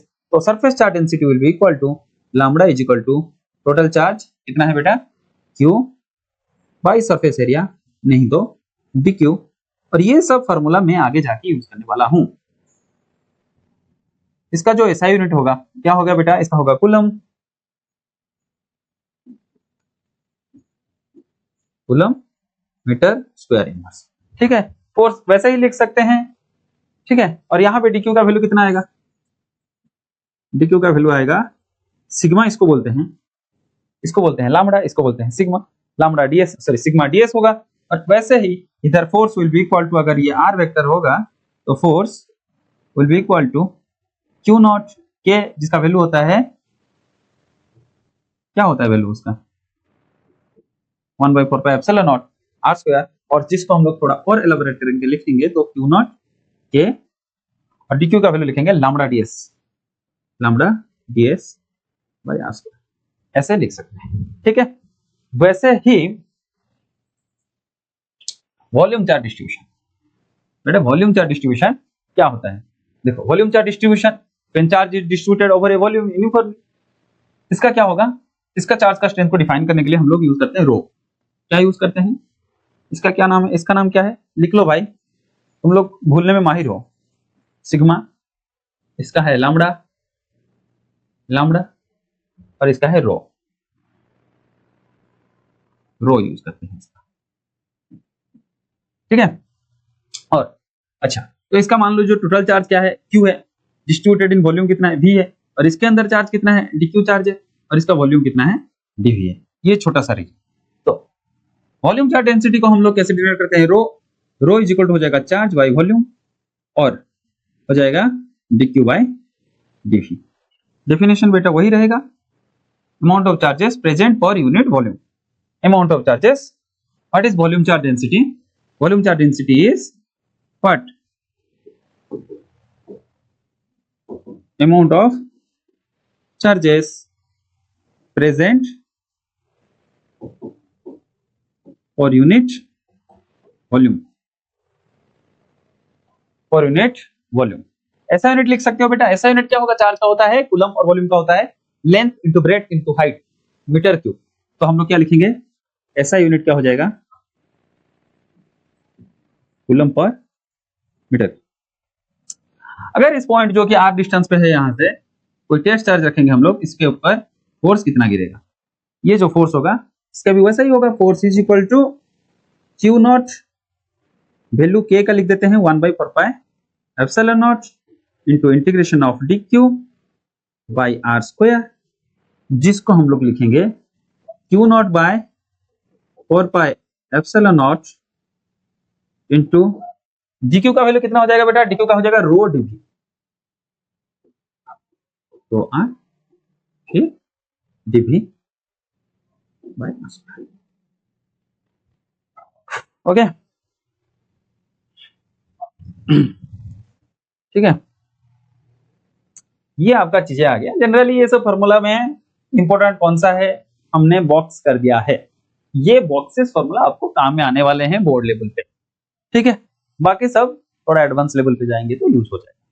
ठीक है, चलो आगे स्लाइड में हम लोग चलते हैं, लेकिन उससे पहले अगर थोड़ा पानी नहीं पानी पी लीजिए भाई, पानी पी लीजिए, क्योंकि मैं समझ रहा हूं कि लेक्चर थोड़ा लंबा होगा मेरा, लेकिन एक बात तुमको बेटा बोलूंगा कि संघर्ष की लड़ाई अकेले लड़ी जाती है, भीड़ सिर्फ जीत का उत्सव मनाने के लिए आते हैं, जीत का उत्सव मनाने के लिए आते हैं। संघर्ष का लड़ाई अकेले लड़ी जाती है, भीड़ सिर्फ जीत का उत्सव मनाने के लिए आते हैं। और कौन कहता है कि किस्मत चाहिए होता है अपने मंजिल को पाने के लिए, अगर इरादों में दम हो तो खुद मंजिल भी झुक जाती है। तो तुम्हारे इरादों में उतना दम होना चाहिए कि भले ही तुमको कोई कितना भी रोकने की कोशिश करे, तुम अपना मंजिल तक पहुंच जाओगे। ठीक है, चलो, और आज हम लोग अपना मंजिल के तरफ पहुंचेंगे, बढ़िया से पहुंचेंगे। न्यूमेरिकल अभी तक हुआ नहीं है, ठीक है। चलो अब आ गया न्यूमेरिकल। कितना न्यूमेरिकल है? 1 2 3 4 5 6, ये कर पाएंगे? 7 8 9। भगवान, ये तो 1 घंटा और चलेगा, पूरा न्यूमेरिकल और चलेगा। देखो न्यूमेरिकल हम सॉल्व करेंगे, बढ़िया से बताएंगे, लेकिन ये जो है एनसीईआरटी का न्यूमेरिकल है, इसको करने से पहले यहां से शुरू करते हैं। वो दो न्यूमेरिकल थोड़ा बाद में करा देंगे, ठीक है। चलो कितना टाइम हो गया लेक्चर?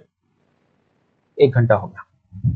चलो, calculate the electric field strength just support required to just support a water drop of mass 10⁻³ kg and having charge 1.6 10⁻⁹ क्या बता रहा है बेटा? यहाँ पे कोई वाटर ड्रॉपलेट है जिसका कुछ मास दिया हुआ है। अगर कुछ मास होगा तो इसके ऊपर कुछ वेट होगा, W will be equal to mg। इस फोर्स के साथ अर्थ इसको डाउनवर्ड क्या करेगा? अट्रैक्ट करेगा, ठीक है। हम लोग इसको सपोर्ट करना चाहते हैं। क्या करना चाहते हैं? सपोर्ट करना चाहते हैं, तो हमको एक इलेक्ट्रिक फील्ड देना पड़ेगा। उस इलेक्ट्रिक फील्ड का स्ट्रेंथ क्या होगा? देखो, इसको कैंसिल करने के लिए हमको जो फोर्स देना पड़ेगा उसका डायरेक्शन क्या होगा? अपवर्ड होगा। और हमने पढ़ के आया, मान लीजिए इसका चार्ज कुछ Q है, तो electric field is equal to F/Q। Q not होता है, इसका चार्ज अगर Q है तो Q हो, तो force will be equal to how much? Q into E, Q into E, and this force will balance mg। तो इसका मतलब F is equal to mg is equal to QE and E is equal to mg by Q। m का value कितना है? मास 10⁻⁻3। g का value कितना होता है बेटा? SI में 9.8 होता है। और Q का वैल्यू कितना है? 1.6 होता है। 10⁻⁻3 इतना है क्या? चलो इसको आप लोग सॉल्व कर सकते हो कि नहीं कर सकते? बढ़िया से सॉल्व कर सकते हैं, करो फिर इसको सॉल्व।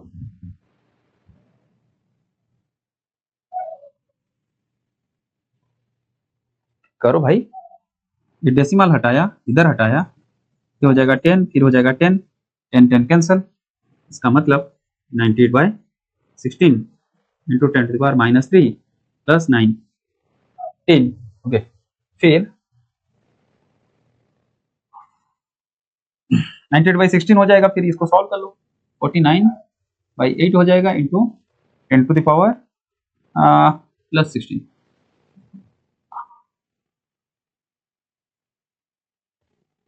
8 5 जा 45 और हो गया 4।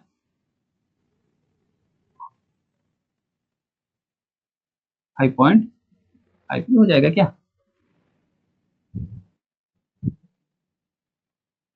नहीं, कुछ गलत किया हूं।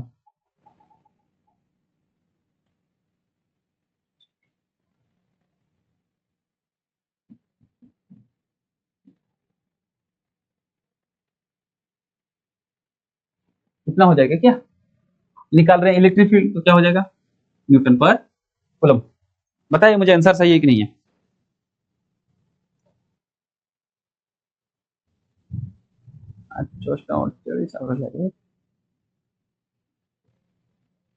ठीक है,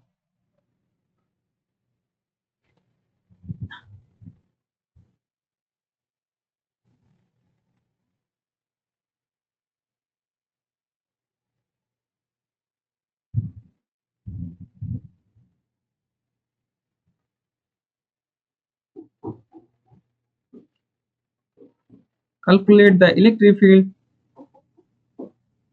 which balance a deuteron of mass 3.2 10⁻, कितना है बेटा? 27 kg, और take g is equal to 9.8 metre per second square. Calculate the electric field which balance a deuteron of mass ना kg। ओके, ये क्वेश्चन जो है आप इसको सॉल्व कीजिए खुद से और मुझे कमेंट पे बताइए। ये क्वेश्चन मैं आपके लिए दे रहा हूं, ये क्वेश्चन करा दिया, वैसे ही एक और क्वेश्चन दिया हुआ, ठीक है। चलो देखो बेटा, न्यूमेरिकल करते वक्त ना एक चीज होना चाहिए, हम सीखेंगे। पहले पहले डिफिकल्ट लगेगा, फिर हो जाएगा, ठीक है। क्वेश्चन है, ये वाला करते हैं। 2 point charges 2 into 10 to the minus 7 and 1 into 10 to the minus 7 are 1 centimeter apart. What is the magnitude of electric field by either charge at the site of other? मतलब एक कोई चार्ज है, दूसरा कोई चार्ज है, ये charge है मान लीजिए 2 into 10 to the power minus 7, हम लोग इसको Q1 कह रहे हैं, और ये है 1 into 10 to the power minus 7, इसको हम लोग Q2 कह रहे हैं। इनके बीच का जो दूरी है वो कुछ 1 सेंटीमीटर अपार्ट, 1 सेंटीमीटर है। तो इस पॉइंट का नाम हम लोग ए देते हैं, इस पॉइंट का नाम हम लोग, तो हम लोग पहले करेंगे electric field at B due to Q1 कितना हो जाएगा बेटा, 1/4 पाई एप्सिलॉन नॉट। इस पॉइंट पे निकाल रहे हैं तो ये चार्ज लेंगे, इस पॉइंट पे निकाल रहे हैं तो ये चार्ज लेंगे, वो कितना हो जाएगा, Q1 का वैल्यू कितना दिया हुआ है, 2 into 10 to the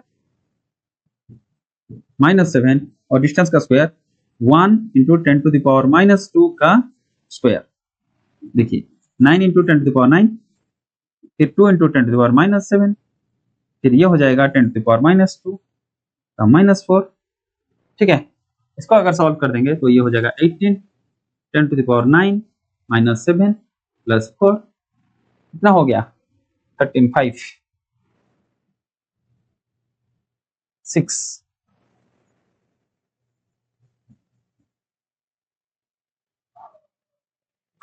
कितना हो गया 1.8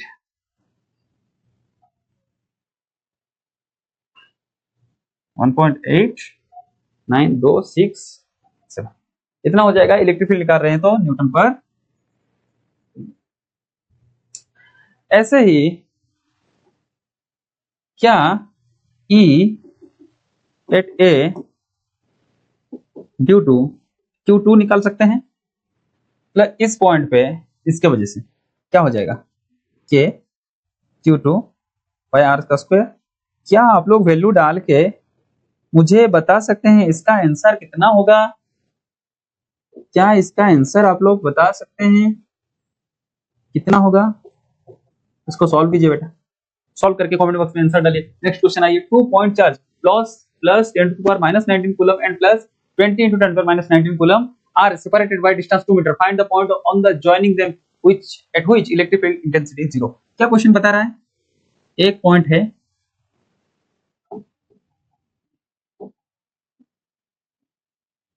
दूसरा पॉइंट है, एक पॉइंट है जिसपे कुछ चार्ज है 5 into 10 to the power minus 19 coulomb, दूसरा कहीं पे चार्ज है 20 into 10 to the power minus 19। बता रहा है इलेक्ट्रिक फील्ड इन दोनों के बीच में कहां पे 0 होगा। देखो अगर बीच में कोई पॉइंट लेंगे, इसके वजह से इलेक्ट्रिक फील्ड का डायरेक्शन आउटवर्ड होगा, और ये भी पॉजिटिव चार्ज है, इसके वजह से भी इलेक्ट्रिक फील्ड इसके वजह से इधर होगा और इसके वजह से इधर होगा, तो बीच में कोई एक पॉइंट है जहां पे इलेक्ट्रिक फील्ड का वैल्यू जो होगा 0 हो जाएगा। तो हमने बीच का कोई पॉइंट लिया, मान लीजिए वो पॉइंट है P, जो कि ये वाले चार्ज सिस्टम से x डिस्टेंस पे, इनके बीच में डिस्टेंस कितना है 2 मीटर, तो ये कितना हो जाएगा 2 minus x। At P net electric field कितना है 0 है, नेट इलेक्ट्रिक फील्ड कितना है 0 है, तो इसका मतलब at P E due to one charge system will be equal to E due to दूसरा चार्ज सिस्टम। इसको वन चार्ज, इसको टू चार्ज मान लीजिए, इसका वैल्यू कितना हो जाएगा 1/4 पाई एप्सिलॉन नॉट, Q1 का वैल्यू दिया है 5 into 10 to the power minus 19 by x का square will be equal to 1/4 pi epsilon not, और Q2 का वैल्यू कितना हो जाएगा 20 into 10 to the power minus 19 coulomb by 2 minus x का स्क्वायर। क्या आप इसको सब कैंसिल कर सकते हो, क्या बचेगा बेटा, क्या बचेगा, देखो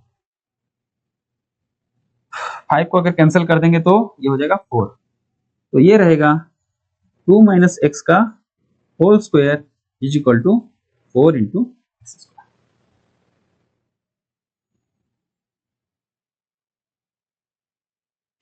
ये हो जाएगा कितना 2 minus x will be equal to, अगर पॉजिटिव वैल्यू लेके चलेंगे 2 minus x is equal to 2x। एक इसको केस 1 लेते हैं, केस 1 लेंगे दोनों साइड में पॉजिटिवली, क्योंकि क्वाड्रेटिक इक्वेशन आ गया, उसको रिट ओवर करेंगे प्लस माइनस 2x आएगा, प्लस वाला ले रहे हैं तो 3x will be equal to 2, x will be equal to 2/3, 2/3 from 5 into 10 to the power minus 12, sorry 19। ये लिखना जरूरी है। कौन से चार्ज से डिस्टेंस, कितना मीटर, इतना मीटर दिया है ना, इतना मीटर। एक हो गया ये पॉजिटिव वाला केस, दूसरा नेगेटिव वाला केस भी ले सकते हैं, नेगेटिव वाला केस भी ले सकते हैं, ठीक है। नेगेटिव वाला केस कीजिए, just 2 minus x is equal to minus 2x, minus x is equal to 2, जो कि x जो है नेगेटिव नहीं आ सकता, x जो है नेगेटिव नहीं आ सकता, तो दूसरा केस करने का कोई मतलब नहीं बनता। तो इस चार्ज से 2/3 सेंटीमीटर मीटर डिस्टेंस पे हम आपको न्यूट्रल पॉइंट मिलेगा, जहां पे नेट इलेक्ट्रिक फील्ड जो होगा जीरो होगा। नेट इलेक्ट्रिक फील्ड जो होगा क्या होगा बेटा, जीरो होगा। चलो, a metal cube of length 0.1 metre charge by calculate the surface charge density. एक मेटल क्यूब आपने लिया और इस मेटल क्यूब को आपने क्या किया, चार्ज किया। एक मेटल क्यूब आपने लिया और इस मेटल क्यूब को आपने क्या किया, चार्ज किया। कैसे चार्ज किया, इसका साइड कितना दिया हुआ है 0.1 मीटर, चार्ज कितना दिया हुआ है 12 माइक्रोकूलम। क्या पूछ रहा है, surface charge density. Surface charge density का सिंबल क्या होता है, सिग्मा। सिग्मा का क्या फॉर्मूला हमने पढ़ा के आया, sigma will be equal to charge by surface area. क्या आपको क्यूब का सरफेस एरिया पता है, जी हाँ, कितना होता है 6a²।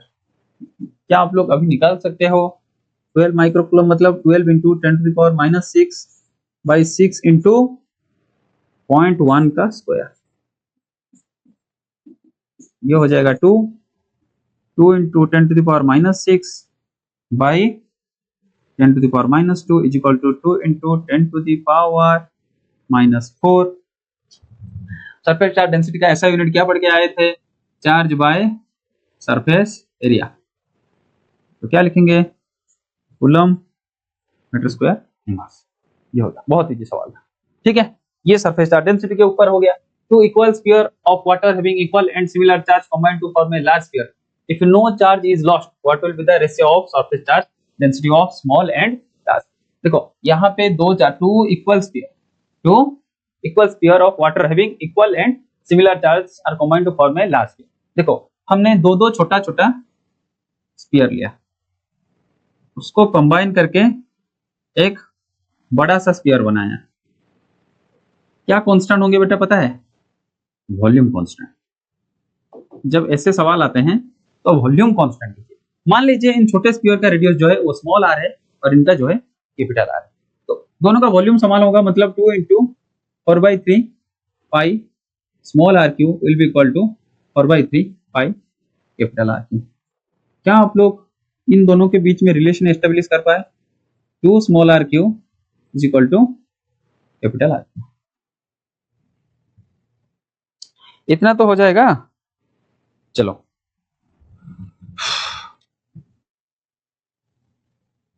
इतना तो हो गया। तो स्मॉल आर या capital R is equal to कितना हो जाएगा, 2 to the power 1/3 small r is equal to capital R. इस चीज को आपको रखना है बाद में यूज करने के लिए, ये चीज हम लोग बाद में जाके यूज करेंगे। अच्छा, अब छोटा सा स्फीयर लिए थे, उसका क्या है, छोटा सा स्फीयर लिए थे, उसका जो है चार्ज मान लीजिए स्मॉल क्यू, और इसका है स्मॉल क्यू, और इसका चार्ज है कैपिटल क्यू। तो स्मॉल क्यू का जो सरफेस चार्ज डेंसिटी था वो क्या होगा, q by 4 pi small r square, charge by surface area of. Large का क्या होगा, capital Q by 4 pi capital R का। अच्छा, क्या हम लोग यहां से बोल सकते हैं capital Q is equal to 2 small q, क्योंकि इसका चार्ज और इसका चार्ज दोनों मिलकर कैपिटल क्यू बना है, तो Q will be equal to small two q. तो क्या हम लोग इसको ऐसे लिख सकते हैं, यहाँ पे ऐसे लिख सकते हैं sigma L is equal to 2 small q by 4 pi, और जो r का स्क्वायर है मतलब इसी चीज का स्क्वायर, मतलब 2 टू द पावर 1/3 और स्मॉल r का स्क्वायर। क्या ऐसे लिख सकते हैं? क्या इस चीज से हम लोग 2 टू द पावर 2/3 को अलग करके q by 4 pi small r का स्क्वायर ऐसे लिख सकते हैं? तो हम लोग सिग्मा एल लिखेंगे, sigma L is equal to 2 to the power 1 minus 2/3 करके क्या हम लोग इसको सिग्मा स्मॉल लिख सकते हैं? देखिए सिग्मा स्मॉल कितना है, कितना है।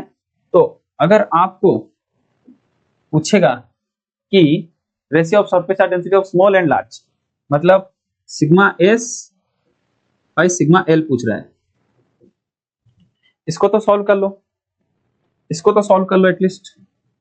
Sigma L by sigma S is equal to क्या होगा, 2 टू द पावर 3 माइनस 2/3 मतलब 1/3, इतना तो होगा। तो हम लोग इसको लिख सकते हैं 2 to the power minus 1/3 is to 1। ये आपका आंसर है।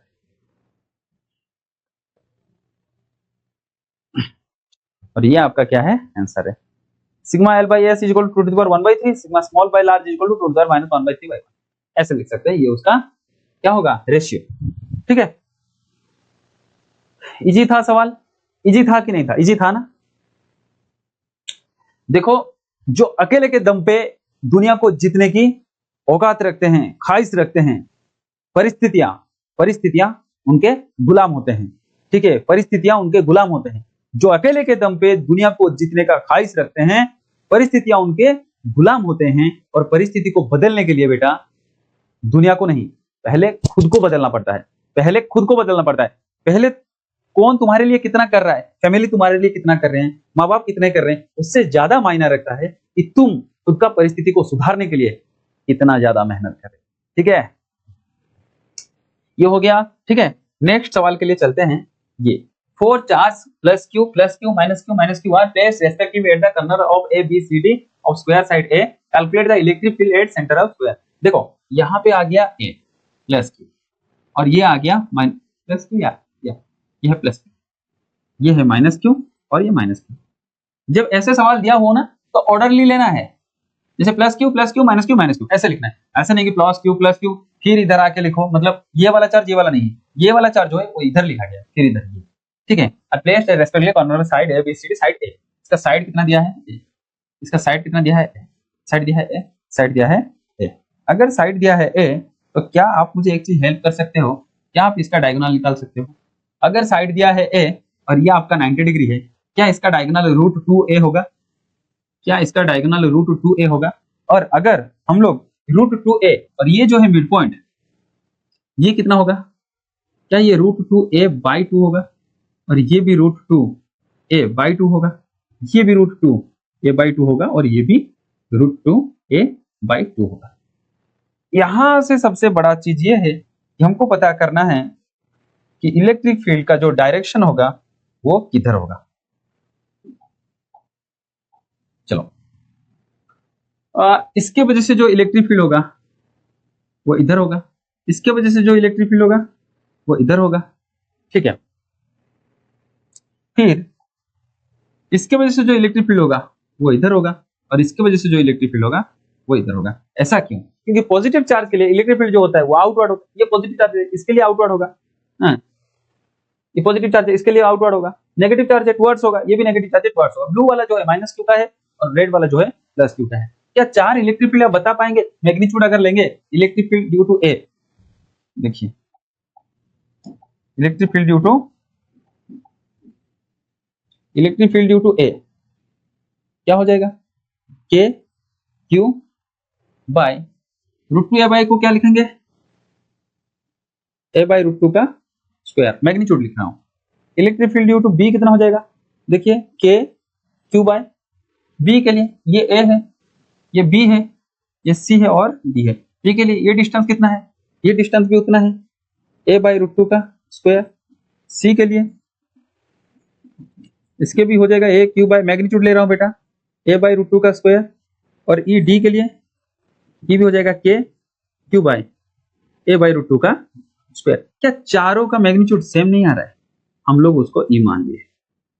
मान लो ये भी ई, ये भी ई, ये भी ई। इधर दो ई आ रहा है, कितना हो जाएगा बेटा? 2e। इधर भी दो ई आ रहा है, कितना हो जाएगा बेटा? 2e। इनके बीच में एंगल कितना होगा बेटा पता है? ये है आपका 90 डिग्री। रिजल्टेंट कैसे निकलेंगे फिर? ऐसे निकलेंगे, पैरेललोग्राम लो, ठीक है, ऐसे निकलेंगे। तो फिर टोटल इलेक्ट्रिक फील्ड कैसे निकालेंगे? Total electric field will be equal to, total electric field will be equal to, मान लीजिए वो पॉइंट को हम लोग P नाम दे देते हैं। क्या हो जाएगा? ये तो पढ़ के आए थे, ये तो पढ़ के आए थे, 2e का स्क्वायर प्लस 2e का square plus 2e into 2e cos 90 degree, और कॉस 90 डिग्री कितना होता है बेटा? 0 होता है, जो कि ये वाला टर्म 0 हो जाएगा और ये हो जाएगा 2e इंटू रूट 2। इतना होगा ना? तो क्या हम लोग इसको ऐसे नहीं लिख सकते? 2 रूट 2 इंटू ई, और ई का वैल्यू कितना हो जाएगा? 1 बाई 4 पाई एप्सिलॉन नॉट और फिर क्यू बाय किसका स्क्वायर? रूट 2 ए का स्क्वायर। अगर हम लोग इसको सॉल्व कर देंगे तो 2 root 2 by 2 into 1 by 4 pi epsilon not और क्यू बाय ए का square, 2 2 cancel, electric field due to P will be equal to root 2 into 1 by 4 pi epsilon not और क्यू बाय स्क्वायर। ये हो गया आपका टोटल इलेक्ट्रिक फील्ड। तो कहीं पे गलत किए हैं क्या? हाँ बेटा, गलत कहां पे हुआ है? यहां पे हुआ है गलत, देखो। जो ई का वैल्यू डाले हम लोग गलत कर दिए, 2 रूट 2 और ई का वैल्यू कितना था? के, फिर क्यू ए बाई रूट 2 का स्क्वायर, इसके बाद कुछ नहीं है, 4 रूट 2 के बाई ए का स्क्वायर।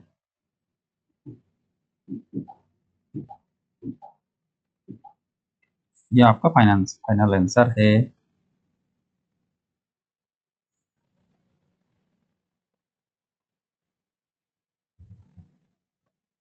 ठीक है, इतना न्यूटन पर कूलम, कुछ भी इतना न्यूटन पर कूलम बता सकते हैं, कुछ नहीं बता सकते क्योंकि कुछ ऐसा यूनिट नहीं दिया गया, इतना यूनिट्स।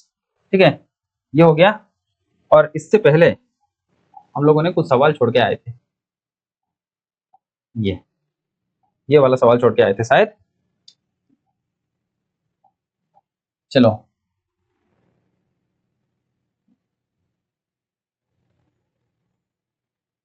ये एक इंपॉर्टेंट सवाल है। एन इलेक्ट्रॉन, ये एनसीईआरटी का क्वेश्चन है बेटा, इसको थोड़ा पढ़ो बढ़िया से। क्या लिखा है?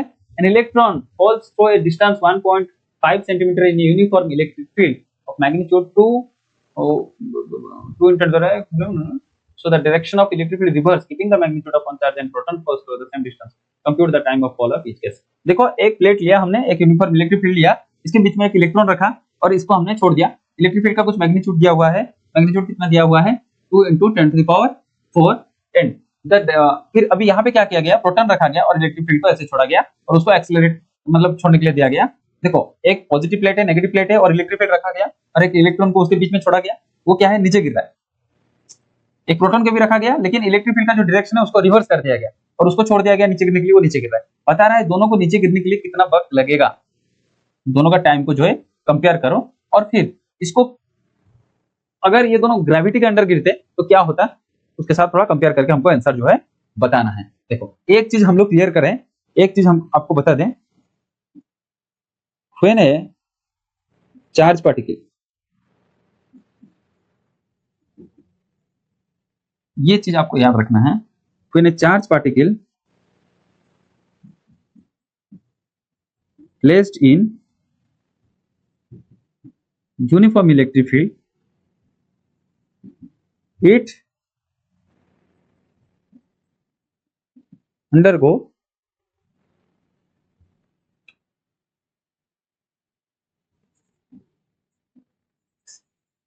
accelerated motion, ये चीज आपको रखना है। जैसे मानिए आपके पास कोई एक यूनिफॉर्म इलेक्ट्रिक फील्ड है, अगर आप एक प्रोटॉन को छोड़ेंगे, proton will move along the electric field, proton will move along the electric field, और एक electron will move opposite to the electric field। लेकिन दोनों का जो मोशन होगा वो एक्सेलरेटेड मोशन होगा। क्यों? क्योंकि मान लीजिए ये कोई दो सोर्स चार्ज सिस्टम है, ये पॉजिटिव है और ये नेगेटिव है। चीजें पूरा बढ़िया से क्लियर कर रहे हैं, पूरा कॉन्सेप्चुअली क्लियर होगा, ठीक है। यहाँ पे जैसे जैसे, क्योंकि आपने पढ़ा है positive charge will move along electric field, dash charge will move along the electric field, तो जैसे जैसे आगे जाएगा ये उसको और ज्यादा अट्रैक्ट करेगा, तो फिर और स्पीड उसका बढ़ेगा, फिर और ज्यादा अट्रैक्ट करेगा। वैसे ही ये opposite to the electric field क्यों हो जाएगा? क्योंकि जनरली हम लोग कंसीडर करते हैं electric field start from positive to negative, electron जो होता है नेगेटिवली चार्ज होता है, it will attracted towards the positive terminal, और पॉजिटिव टर्मिनल की तरफ अगर अट्रैक्ट होगा तो क्या होगा बेटा?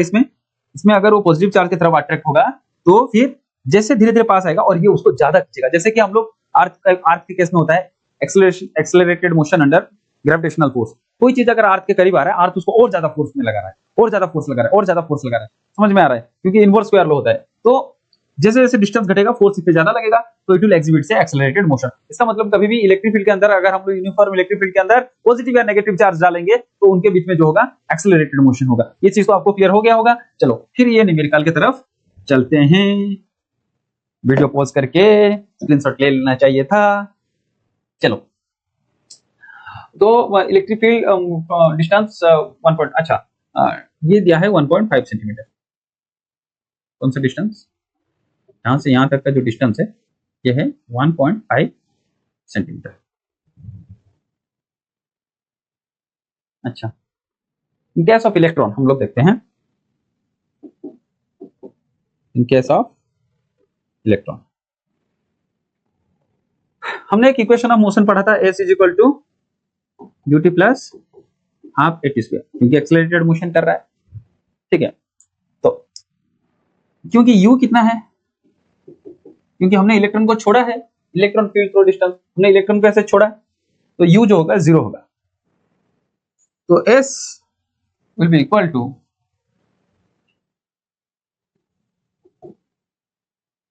To S will be equal to A time of electron का स्क्वायर, ठीक है। Time of electron will be equal to 2s by A. जबकि जब ये बैलेंस पोजीशन पे होगा एट इक्विलिब्रियम, इसका जो फोर्स होगा electric force mg mass of electron and g will be equal to charge of electron into electric field. तो क्या हम लोग मास इनटू g नहीं, sorry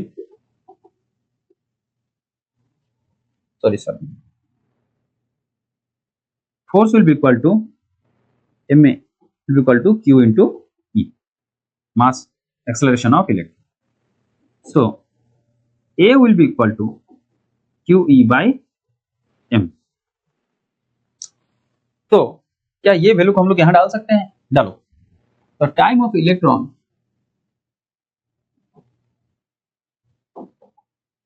will be equal to root over of 2s by QE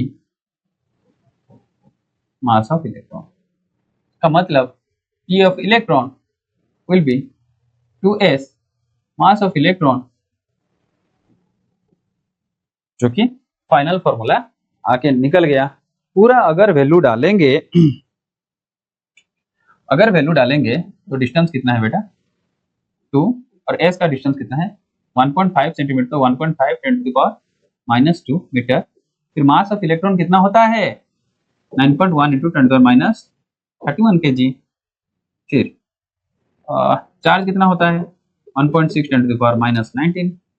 और electric field का value कितना दिया हुआ है 2 इंटू 10⁴ और इसका जो वैल्यू आएगा ने इसको सिंप्लीफाई करके देखा है कितना आएगा 2.9 टू 10⁻⁻⁹ सेकेंड इतना आ गया इलेक्ट्रॉन का टाइम पीरियड। ठीक है, प्रोटॉन के लिए क्या होगा same formula 2sm of proton by q into E. इसका भी वैल्यू डाल दो बेटा 2 s का वैल्यू 1.5 10⁻⁻² क्योंकि मीटर में दिया हुआ है। मास ऑफ प्रोटॉन कितना होगा बेटा 1.67 10⁻⁻27 kg होता है और चार्ज कितना होता है 1.6 10⁻⁻19 इलेक्ट्रिक फील्ड 2 इंटू 10⁴।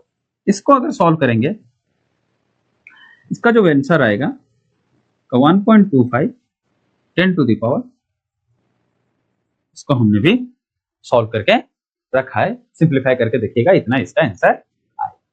हमने दो चीज को कंपेयर किया कि time period is directly proportional to mass. ये एक्सप्रेशन को देखिए time period is directly proportional to, हमने यहां पे देखा कि time period is directly proportional to root mass. तो जिसका ज्यादा मास होगा उसको ज्यादा वक्त लगेगा नीचे आने में इलेक्ट्रिक फील्ड के अंदर, मतलब इलेक्ट्रॉन का जो टाइम होगा वो कम रहेगा और प्रोटॉन का जो नीचे आने का टाइम होगा वो ज्यादा रहेगा। लेकिन अगर हम लोग फ्री फॉल के अंदर जाएंगे, अंडर फ्री फॉल जाएंगे, क्या लिखेंगे this is contrast with gravity. क्यों? बिकॉज अंडर फ्री फॉल जो स्मॉल जी होता है कैपिटल GM बाय r² होता है, जो कि एक हाथी अगर गिर रहा है उसको जितना एक्सेलरेशन लगेगा, एक चूहा भी आसमान से गिरेगा उसको भी उतना ही एक्सेलरेशन लगेगा। मतलब under the free fall is independent of mass, लेकिन यहां पे जो है जिसका ज्यादा मास होगा उसका टाइम पीरियड ज्यादा लगेगा, जबकि फ्री फॉल में the free fall is independent of mass because free fall is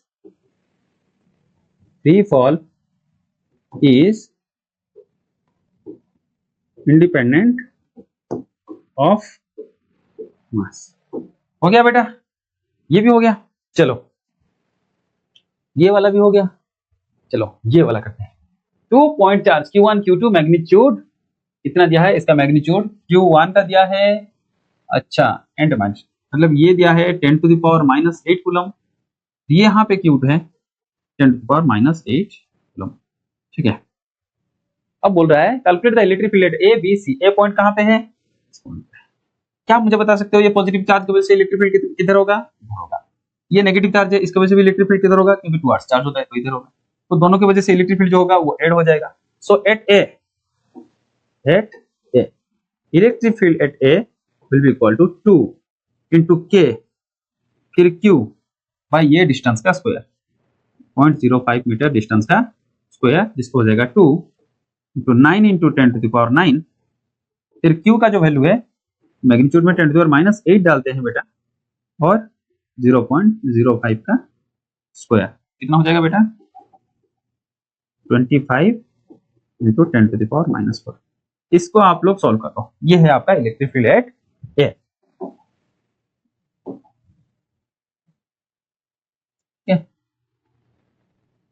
ये हो गया इलेक्ट्रिक फील्ड एट ए। और कहां पे पूछ रहा है एट बी, बी पॉइंट कहां पे, यहां पे, ये पॉजिटिव चार्ज है इसकी वजह से इलेक्ट्रिक फील्ड किधर होगा, इलेक्ट्रिक फील्ड किधर होगा पॉजिटिव चार्ज की वजह से, नेगेटिव चार्ज है इसकी वजह से किधर होगा, इधर होगा। पॉजिटिव चार्ज के लिए इतना डिस्टेंस लिया जाएगा, नेगेटिव चार्ज के लिए इतना डिस्टेंस लिया जाएगा। चलो electric field at B will be equal to electric field due to Q1 plus electric field due to Q2। इसका क्या हो जाएगा K Q1 बाय इतना डिस्टेंस, Q1 की वजह से इतना डिस्टेंस कितना है 0.05 का स्क्वायर, 0.05 का स्क्वायर और फिर माइनस, क्यों, क्योंकि नेगेटिव चार्ज है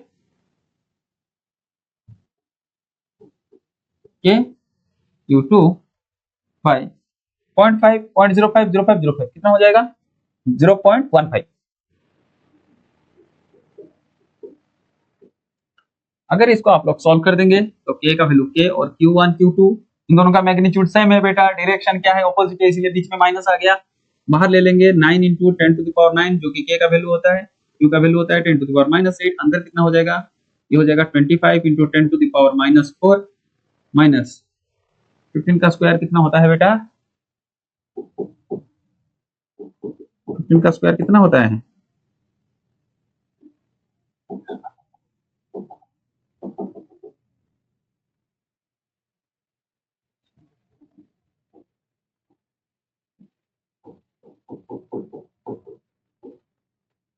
इसको अगर सॉल्व कर देंगे तो इलेक्ट्रिक फील्ड B निकल जाएगा और इलेक्ट्रिक फील्ड C निकल के आ रहा है। देखो ये है पॉजिटिव चार्ज, इसकी वजह से इलेक्ट्रिक फील्ड इधर होगा, यह है नेगेटिव चार्ज, इसकी वजह से इलेक्ट्रिक फील्ड इधर होगा और इनके बीच में कितना एंगल है 120 डिग्री।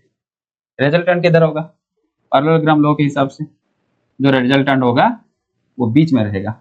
तो electric field C will be equal to, मान लीजिए इसके वजह से इलेक्ट्रिक फील्ड जितना होगा इसके वजह से यहाँ पे इलेक्ट्रिक फील्ड कितना होगा, देखिए इलेक्ट्रिक फील्ड होगा k फिर 10⁻8 बाई 0.1 मीटर का स्क्वायर और इसके वजह से कितना होगा, ये भी होगा k, मैग्नीट्यूड अगर लेंगे 0.1 का स्क्वायर, तो दोनों सेम हो रहे हैं, तो ये अगर E होगा तो ये भी E होगा।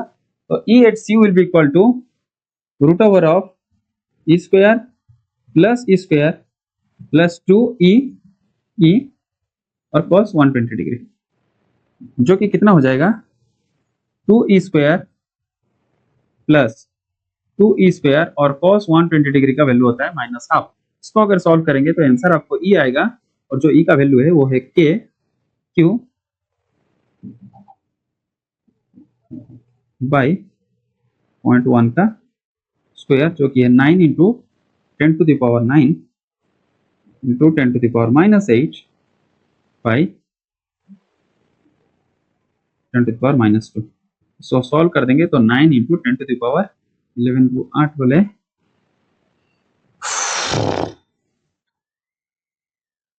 3 न्यूटन पर coulomb.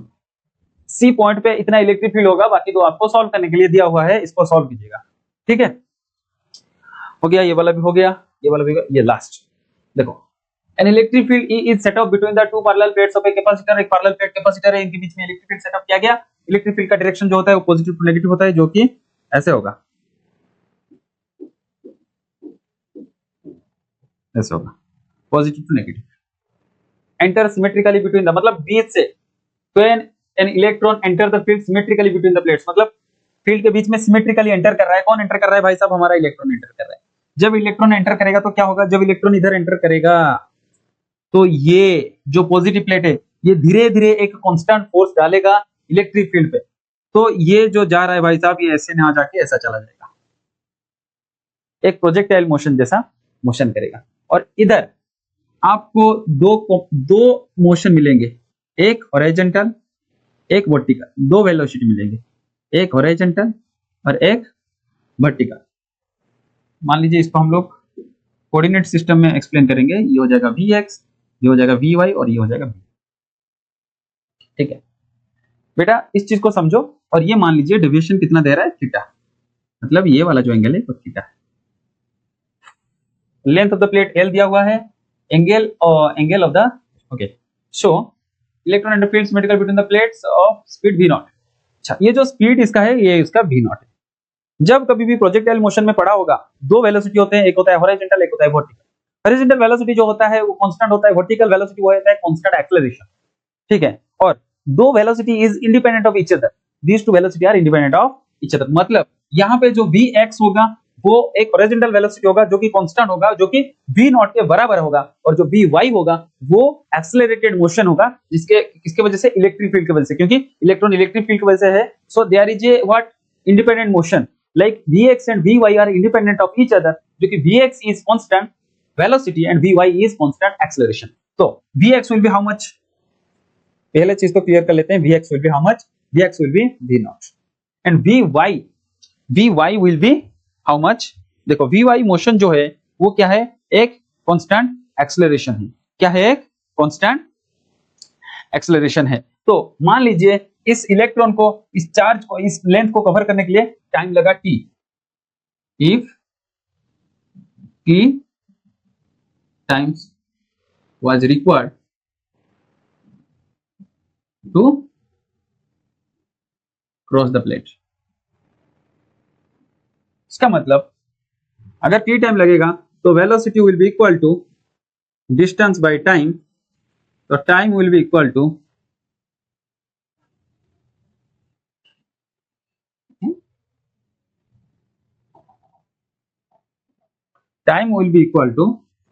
Length by velocity x, जो कि इक्वल टू v नॉट, और इसको हम लोग नोट कर लेते हैं यहां से। जबकि for vertical motion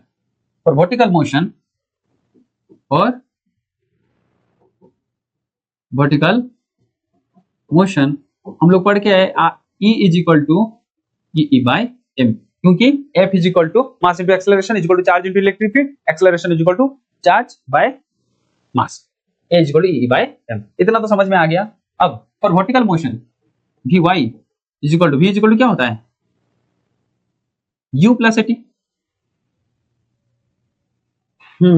find the angles of deviation path as it comes out of the field. Okay, v is equal to होता है u y plus a T.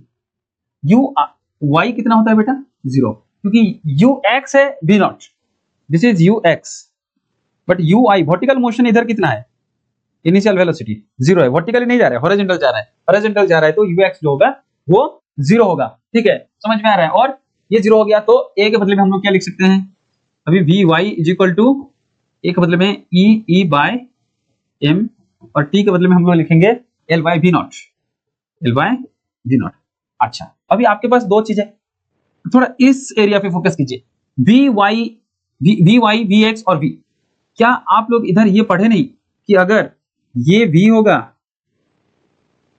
ये थीटा है, तो ये क्या होगा, ये भी वी वाई होगा और ये भी वी एक्स होगा और ये थीटा होगा, तो tan theta will be equal to क्या हो जाएगा, v y by v x, v y by v x. और वी वाई के बदले में हम लोग लिख सकते हैं l e by M we naught by v x का वैल्यू कितना है, वी नॉट।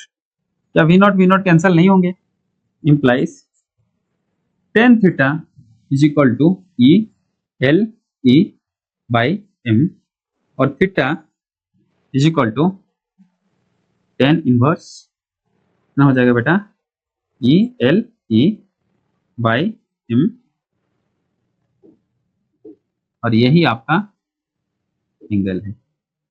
ये क्या है, मास ऑफ इलेक्ट्रॉन, ये जो है मास ऑफ इलेक्ट्रॉन है। चलिए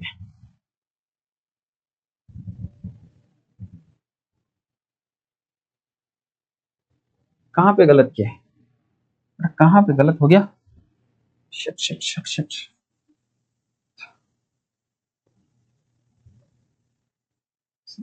कर रहे हैं, चलो चलो चलो चलो, यहाँ पे गलत हो गया। क्या हो जाएगा यहाँ पे, ये हो जाएगा E L by M we not divided by we not, तो ये क्या हो जाएगा E L by M we not का square, implies theta will be equal to tan inverse E capital E L by M we not का square.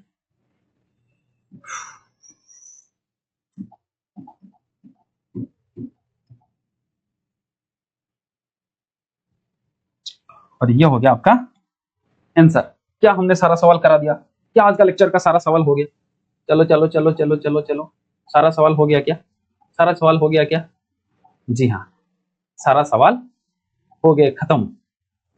और आप लोगों को बहुत धन्यवाद, आपने पूरा पेशेंस लेवल बहुत हाई रखा और पूरा लेक्चर को बढ़िया से देखा। अगर आपको कुछ समझ में नहीं आया होगा तो कमेंट सेक्शन में जरूर बताइएगा। अगला लेक्चर बहुत ही जल्द आने वाला है, थोड़ा चैनल को सपोर्ट कीजिए, आपका अपना ही चैनल है, आप लोगों की हेल्प के लिए आया है, आप लोग सपोर्ट नहीं करते इसलिए रेगुलरली वीडियो नहीं आ पा रही है। ठीक है, हम कोशिश करेंगे कि नेक्स्ट वीडियो जो है बहुत जल्द लेकर आइए। ठीक है। और तब तक के लिए बेटा आपको दो चीज हम बता के जाएंगे, अगर जिंदगी में अगर कामयाब होना चाहते हो तो दो चीज हमेशा याद रखना, स्टे फुल और स्टे हैंग्री, स्टे फुल और स्टे हैंग्री। क्योंकि अगर फुल बने रहोगे, अगर बुद्धिमान ना बन के खुद को थोड़ा फुल समझोगे, FOOL, ठीक है, तो आपको ज्यादा जानने की इच्छा रहेगा। और स्टे हंग्री, भूखे रहोगे तो खाने की उम्मीद भी रहेगी। और एक चीज क्या होता है जिंदगी में, अपॉर्चुनिटी क्या होता है बेटा, वो जो है ना मिलती नहीं है, आपको क्रिएट करना पड़ता है। You have to create the opportunity for yourself. इसीलिए अपनी जिंदगी में जो है अपॉर्चुनिटी क्रिएट करो, ठीक है। आज के लिए इतना ही। हम लोग ने बहुत एंजॉय किया क्लास लेक्चर को। अगर एंजॉय किया है तो नीचे हार्ट बटन कमेंट करो और लाइक करो और बढ़िया से चैनल को सपोर्ट करो। तब तक के लिए आप पढ़ते रहिए और आगे बढ़ते रहिए। हम लोग मिलेंगे नेक्स्ट लेक्चर में। जय हिंद, जय भारत।